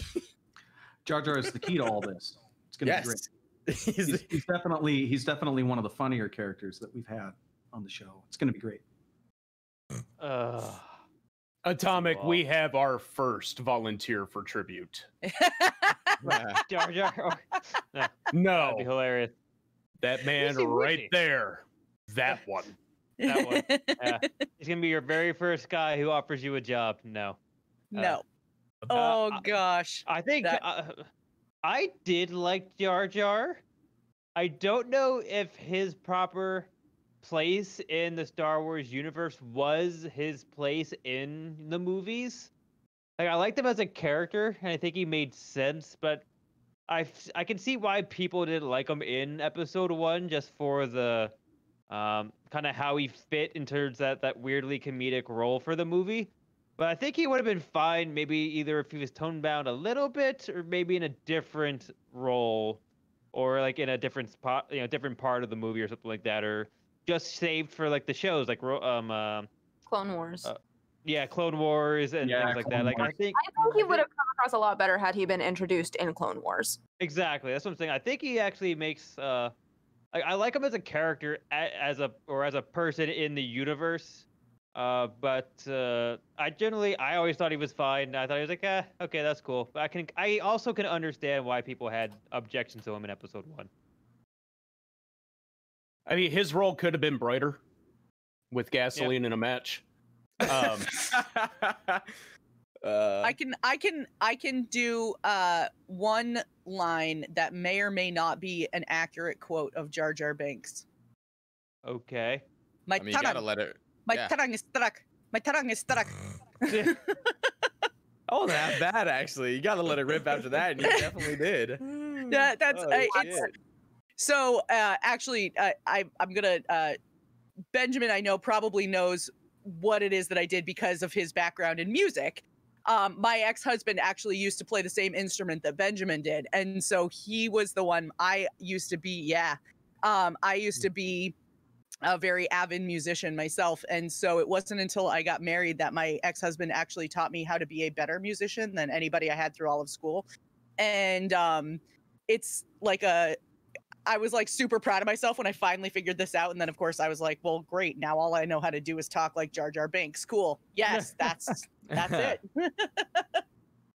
So, yes. So now I have an ex-husband who plays the trumpet and a daughter who is a trombone player. But yeah. Anyway. I don't know. Jar Jar is like fine. He's a goofy character in a whole series that's full of goofy characters. I wish there were like more alien characters in Star Wars that were serious characters. Like, the only one I can think of really putting some thought to it is Yoda. And we still don't really know what Yoda is a Yoda, I guess, so that's fine. But like, Chewbacca's great, but his shtick half the time is that you can't really understand him and everyone translates for him, and Jar Jar is just a pile of odd and silly jokes made to entertain children. It'd be cool if we had alien characters like we do in like the Clone Wars. Agreed. Or like Yeah. like Ashoka is amazing. She's probably one of my all-time so favorite Star Wars it's probably one of my all-time favorite characters in sci-fi anything. And it'd be great if we had characters like her in the actual like big budget movies.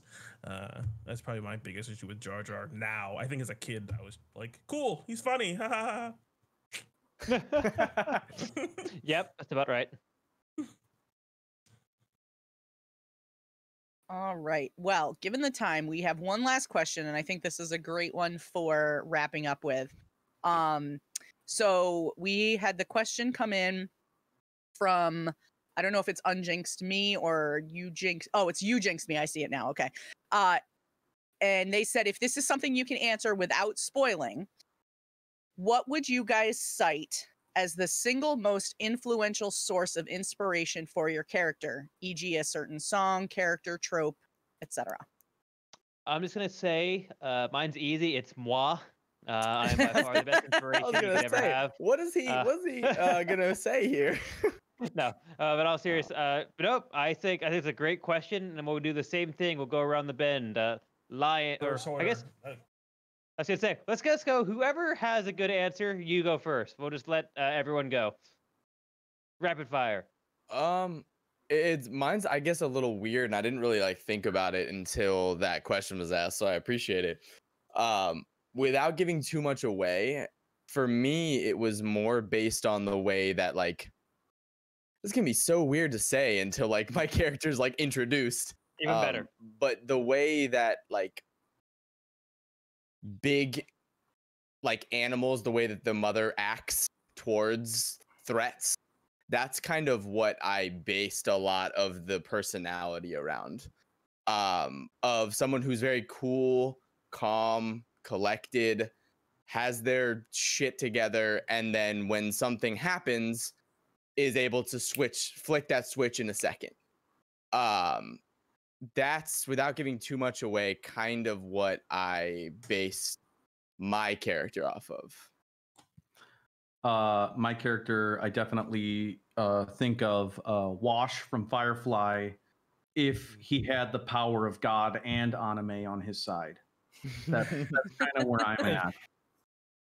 So like really like nerdy, young, nerdy, little intense, little high-strung Wash.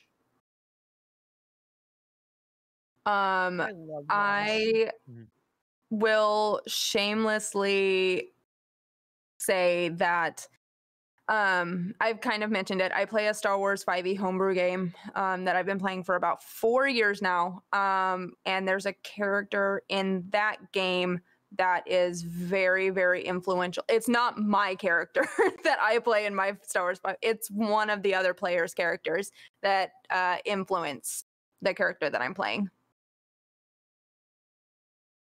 And I'm very excited to tie my 2 games together in whatever way you'll discover.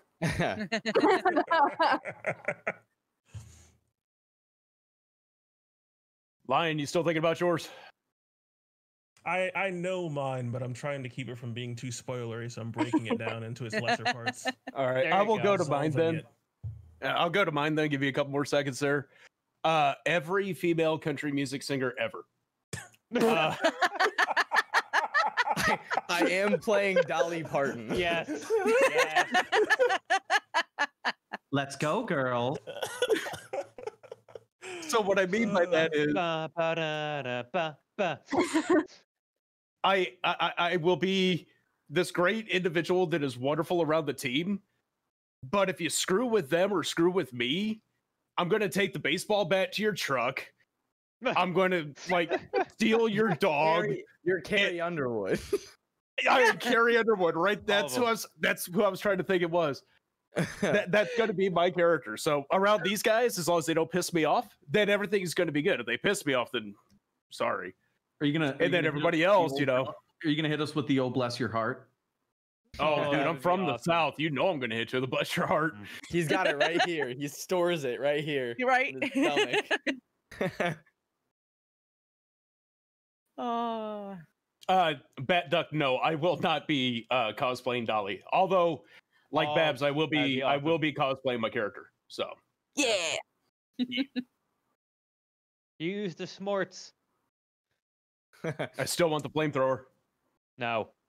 Well, Please? if you have enough money, I think there probably is one buried in the community document somewhere. It wouldn't surprise me. I mean, there's one. I mean, there's a more than flamethrower in the enough. core. Yeah, I was gonna There you say go. that's true. Yeah, let's say there's that you're right. There's more than enough what you call it, canon to say that flamethrowers exist. Okay. After sort of thinking about it enough, there's enough difference in meat to my character than the starting point for what I thought of, and I will say that my character is heavily inspired by John Wick. Ooh. Very much the badass in a cool suit. Hell yeah. Hell yeah.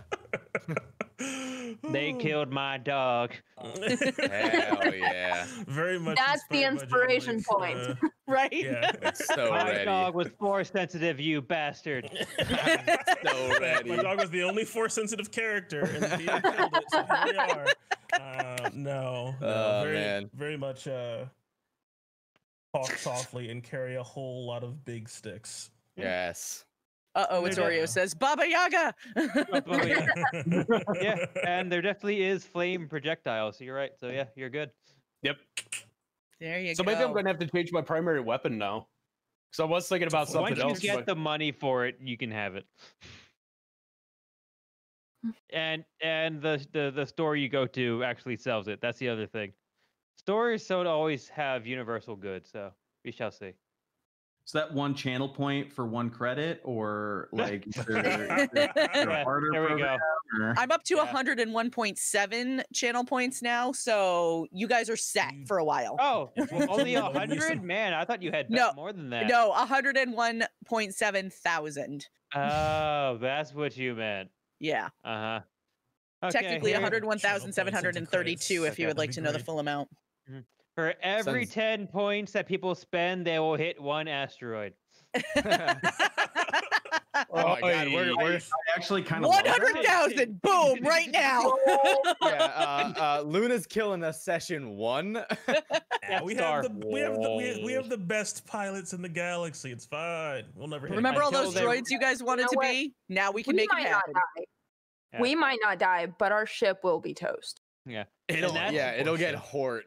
And that is why they invented the critical failure. Yeah, I'm piloting. That ship's gonna last maybe 1.5 sessions. And I'm Woo. co-piloting, Oh which my means God. it'll last like maybe 10 is how much I'm going to be able to Yeah. reel his ass in. And that ship was bought on loan, so And I'm supposed to put all this back together. somehow God, yeah. we will rebuild him. We have the technology. I need duct tape and baling wire. Oh, they- Gorilla glue.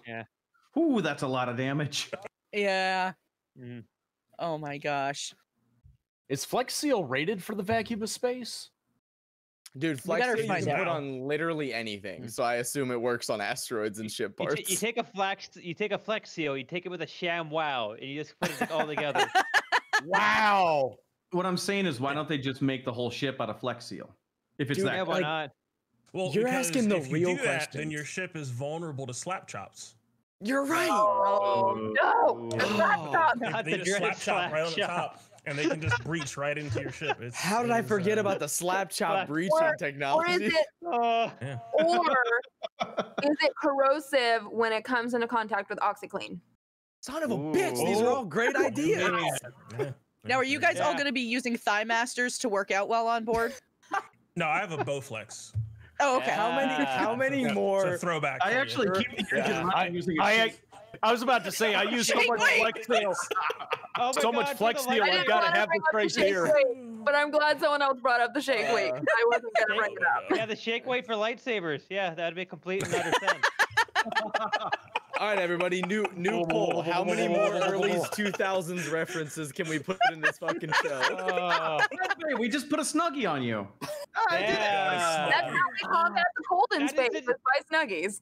Oh, Get the us home. I The Jedi demand- are just a bunch of people in snuggies using shake weights. Star Wars has collapsed on top of itself. Son, That's I it. demand The that whole all show of our- is All of over. our cups, all of our cups on the ship are printed with that iconic '90s jazz pattern from the wall. Oh, yeah. yes. Yes. are you telling me that we have nothing but Dixie cups Yes. on the ship? Yeah, we have you. What do you have you think? seen the game concept? We're Yeah. broke. We can't afford real cutlery. Come on. Now. God, But unironically, can we just put that on the side of the ship? this is Dixie cup hat, dude. No, put the My jazz pattern on the whole side world. of the Oh, the ship. jazz It's our pattern. racing stripe, but like alternative though. Are you talking about the Jazzercise logo? No, No, look the it up. jazz It's the cup. jazz pattern. The jazz Yeah. pattern for Oh, cups. Yeah. Got it. That would be my God. hilarious to have on a ship. Shoot him! I don't know where to shoot him. I can't see it. The pattern, it's taking me in. It makes me want to go to the mall. Right. Let's go to the Dude, the last mall. 5 minutes, I just stepped into a time machine and just like teleported back in time. Oh man! And who suddenly else all I remembers can Hot think Topic? of is the kid in Stranger Things going, I just want to play D&D. Right? That's where we're at in this conversation now. Is this is a D&D show? Yeah. And now Someone we're is all gonna, D&D yeah, thing. someone's gonna bring Lawful and Chungus their like rations for the day, but on one of those the TV lap like this Oh, TV God, dinner trays. Yes. They're just gonna put over the console. So in The, case The anybody- chef yeah. fridge, just Common- Hungry Men TV the dinners. commons area where we played that hollow chess game, Yeah. definitely shag carpet with wood paneling. Yes. No. Oh, Big- yeah. It'd be Circular love yeah. seat. Connect Loving it. 4, sorry, yeah, Clue. I'm going to install Does a Star nozzle Wars at the have front. TV? They have Hollow. I mean, I don't Yeah. know. You can Yeah, pick there's it up. TV. Do we Yeah. have an old-fashioned television set with knobs? on Okay, it? Oh, We rabbit used to ears? now. Oh, Like on a cart, and you just roll that bitch God. in. Someone go out of the ship and readjust the antenna. Whoa. You guys, I would So, just I mean, like we to do have know. at least one droid, so they can go do it. It's fine. I would just like you to know that Quaman and Yachts both managed to find links to that pattern, You have that to do- Dixie Oh, Cup God. jazz pattern. Yeah. You need to Yeah, know. it's cut. If That you is don't know, it. you need to know. Oh my God! So- Ninja. Yeah, mood shoes, Yeah. yes. Yes. Oh my. In case Yeah. anybody was wondering if this cast is is capable of improv, we just bullshitted for Yeah. about 7 minutes about 2000s products. Yeah. Fact. I would like. I'm gonna say I would go like. for it out loud. I would like Oh. to add that this is a serious tone game. Yeah. We're just being goofy right Yeah. now. Yes. Yeah. We're getting Serious. it all out now. Comparatively, this is going to be a pretty serious tone of a game. But So this we is shall that see. scene from The Office, is it? Someone's going to die of fun. Not The Office. Is that what is that show? Not The Office. I don't know where Parks you're and going Rec? with this one. Parks and Rec. Yeah. Yeah. Yeah, that's Parks and The Rec. other one. Yeah. I'm just gonna take Yeah. a shot in the dark on the other show. Yeah, me too. I was like, Parks and Rec, probably. Why Yeah. not? Yeah. The other one. All right. It's- Well, we are just Ugh. about out of time, you guys. I know. I'm sorry. So at this point, what I would like to do is I would like to go Shipping back Karen. around and have everybody just remind us again of who you are. And until the show starts, where can we find you on the interwebs? So I'm actually going to go in reverse order of the way that we started. So Matt, we are going to start with you. Oh God. My name's Matt. I'm one half of the Verbal Components podcast. Right now, you can find us pretty much wherever you find podcasts at. You just search the Verbal Components podcast, and we'll pop up. You can also find us on Twitch sometimes. I still have to finish playing through Outlast, which everyone will not let me forget that I have to finish playing through. So it's twitch.tv/Verbal Components. You can find us sometimes on our Twitch channel. We have a giveaway going on right now, so if you follow our Twitter, make sure you get on that giveaway because we want to give it away to somebody cool that is in the community, and so we can help support you guys and stuff like that. Be on the lookout. This coming week, we're launching our brand new merchandise store. So if you guys wanted to jump in, I still have to give Luna her shirt because I lost that goddamn bet. 'Cause she roped me into it in public, and she knew I would never say no to it. So congratulations, you may be my one follower. Congrats. I did. It was amazing. I thought for sure you guys were going to win. Nah, man, you put that last tweet out, and I was like, you sneaky bastard. You're getting a push from this. No, but we are once we finish up with the giveaway, we're gonna be launching our brand new merchandise store. So if you guys want to get some cool shit, just go over there. You can go grab that stuff. But for right now, if you guys wouldn't mind just going and giving our show a listen and a review, we would love it very much. And thank you guys so much for having me on this project and on this show once again. You guys are awesome. Thank you. Thank you, Matt. I'm so excited to have you as part of the How I Nerd family. All right, let's see. Who do we have next? Let's see. Oh, no, I'm kidding. It's Wolf's Blood. It's a me. So It's me. you can actually find me on Twitter at 2012 Wolfsblood, and kind of backwards from what we have here, but I really don't want to try to get a reset on Twitter because of an closed domain on email. That sucks. I am a moderator here for HowINerd, as well as for Cyclone Jack, Gamer Mom Luna, Harbinger Wolf, and several others. So you can catch me around Twitch pretty much anywhere or hanging out in the Discord. So come on in, ask questions, have fun. That's what we True do. story. And like I said, we're super excited that you're actually joining us on one of the streams now as a full-time person and not just oh my God, Wolf's Blood, somebody bailed on Tales from the Tavern. Are you free? Yeah. Yeah, because outside of this stream, he's not a real-time person. Yeah. Let's see, Benjamin. Hey, I'm Benjamin. I am the Dungeon Master and creator of Lawful Great Adventures. If you like a semi-serious tone where everyone stays in character, keeps on the narrative, keeps things moving, good dialogue, good acting, and a nice, fresh, interesting take on lore, definitely check out our actual play podcast. We are on Anchor, Lawful Great Adventures. You can find us also. I think our primary social platform is Twitter @great_lawful. I'm really active on there. I hope you give us a crack. We just finished our first major arc, and we're going into our second major arc. We've got 35 episodes out now, so there's a ton of content. It is very long and very bingeable, from what I've been told. True story. Didn't somebody just start it last week, and they're like on episode 18 already? Oh, I just posted about it. Yeah, I saw it. Right on the show. But no, it's. Don't take my word for it, but it's a good show, and I'm really proud of it. And I'm really proud of the people that are in it, and I'm really proud of the work that we've done and the way the community's embraced it. So yeah, Lawful Great Adventures @great_lawful on Twitter. Thank you so much for having me. This has been your pilot, Benjamin. Well, I'm excited, like Matt, to welcome you into the HowINerd family. I'm super happy that you're here. And I can't wait to see more from your pilot. This is going to be a lot of fun. Babs. Oh, hey, that's me. Hey guys, I am your resident Babs the Bat. You can find me on Twitter at real Babs the Bat, because someone had the one that I use already, so I had to stick another word in there. So I am the real Babs the Bat. But you can find me on my Twitch channel at twitch.tv/chaotictieflingatl. We host Tuesday night trivia. It's super fun. We have prizes. They're dope. We do bi-weekly Shakespeare reads where everyone in our cast is picked at random and cast at random. So it's nothing but shenanigans and a hoot of a time. So yeah, that's, like I said, we do fun, different things on my Twitch channel, and I love it.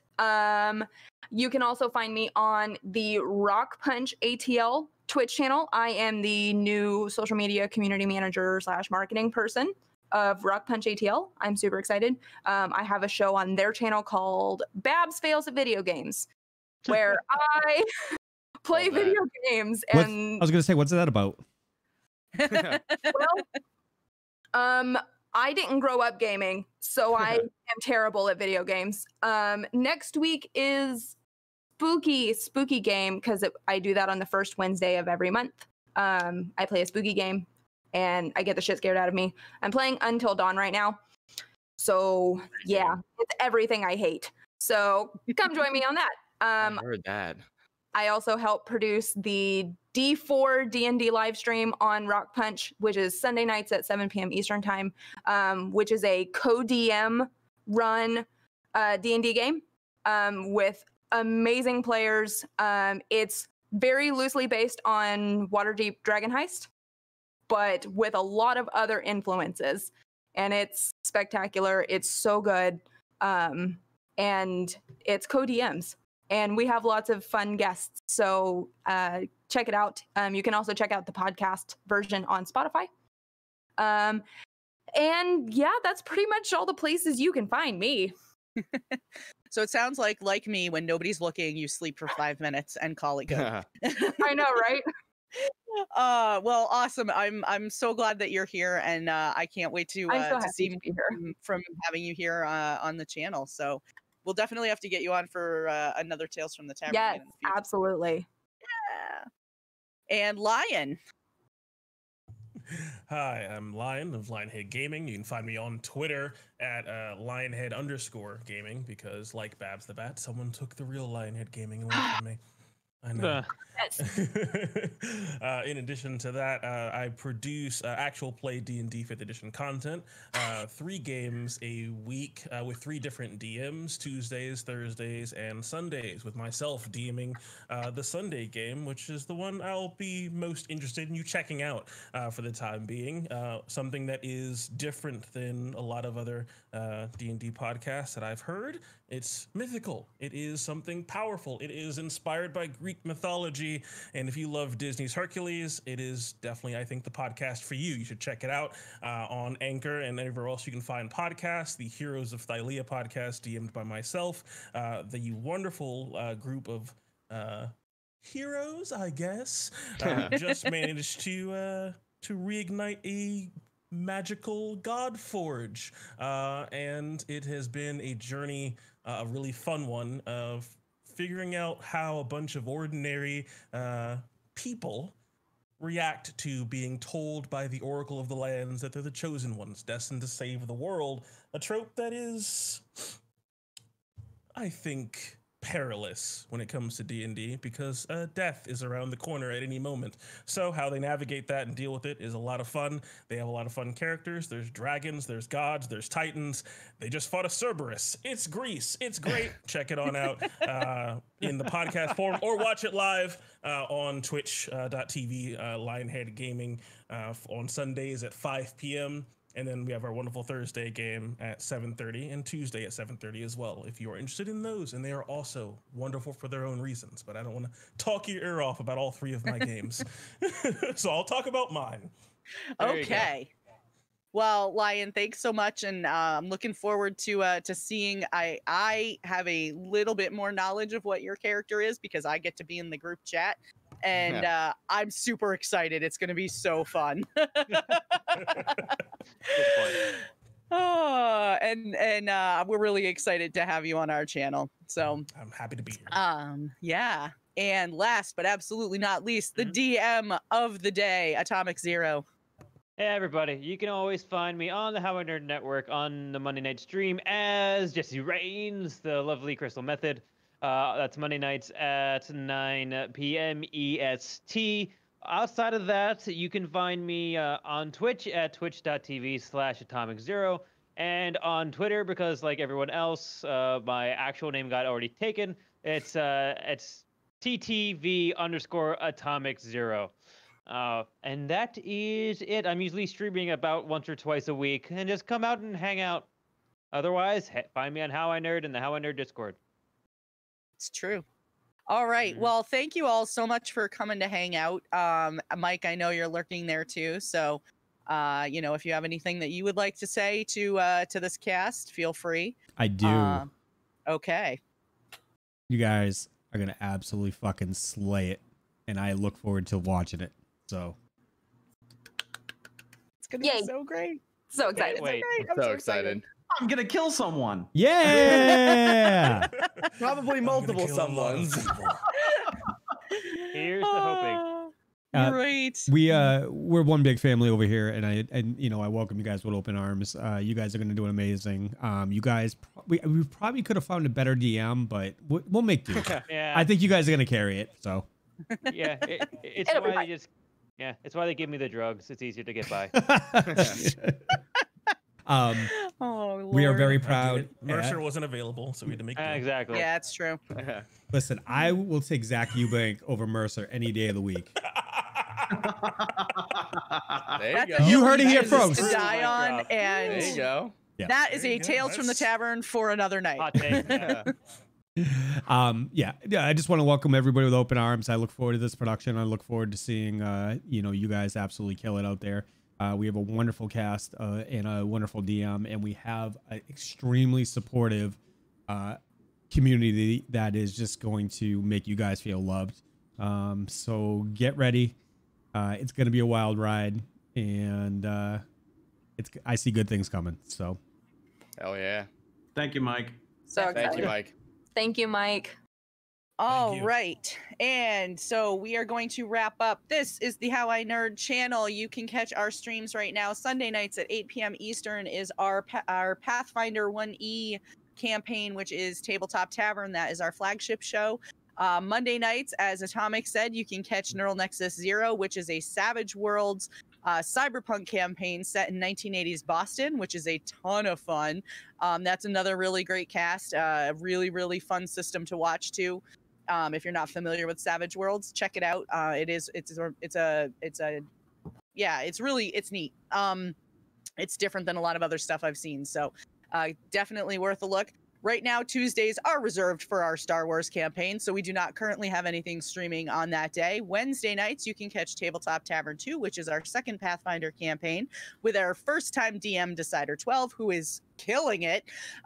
He's doing a really great job. That's another really awesome campaign. We have been in battle for 2 weeks in that campaign right now, and we are still fighting.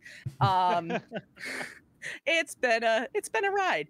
And then that one is also at 8 p.m. Eastern. And then on Thursday nights, you can catch Tales from the Tavern, where we do these roundtable discussions every week with people from all over the TTRPG community. If people are ever interested in being on the show, please feel free to reach out. We are currently scheduling for a couple of weeks in September right now, and also for October. So if anybody's interested and has a Thursday night free that you would like to come and join me, please let me know. And outside of that, you can catch us in our Discord, Twitter, all that other good stuff. There's probably other social media too. So I think we're going to kick this off to a raid. Mike, do we have a raid target for the night? We do. We are going to raid a member of our stream team, the Storytellers Union, and we are going to raid Nerdly Gaming tonight. Nice. Woo. Nice. Woo! Yeah. Woo. Let's go. All right, so I kicked off that raid. Thank you everybody for coming out to support your hostess. She has turned this into an amazing show. And done a wonderful job ever since she's taken it over. So when you guys get over there, if you enjoy the content over at Nerdly Gaming, give them a follow. But you guys know, let them know where you're coming from, show them some love, and it's a rerun. Yep. Cancel, abort. Cancel the raid. Cancel. We do have another member of the stream team, though. Another one. There is another member of the stream team that's live right now. The Dice Tyrants are currently live. Let's do it. Let's do it. They're doing Aether and Steamworks, right? Love those. They guys. are, which actually was written by the person who is currently DMing it, and it was a successful Kickstarter. It just reached its funding goal. So all right, gotta go check. I'm gonna roll that back a little bit. bit. I'm gonna roll that, guys. We're gonna raid the Dice Tyrants, who is another member of our stream team, the Storytellers Union. They are doing Ty's homebrew system right now, Aether and Steamworks, and like Luna said, he just got successfully kickstarted for his second edition. Is it second edition? 1.5. 1.5. Okay. All right. And yep. So we're gonna kick that over to them. When you get over there, show them, let them know where you're coming from. Show them some love. Drop those rad emotes. Drop all those emotes if you're a subscriber, and just let's make their chat explode, guys. Luna. Yeah. We're ready now. All right. Wave. Ah.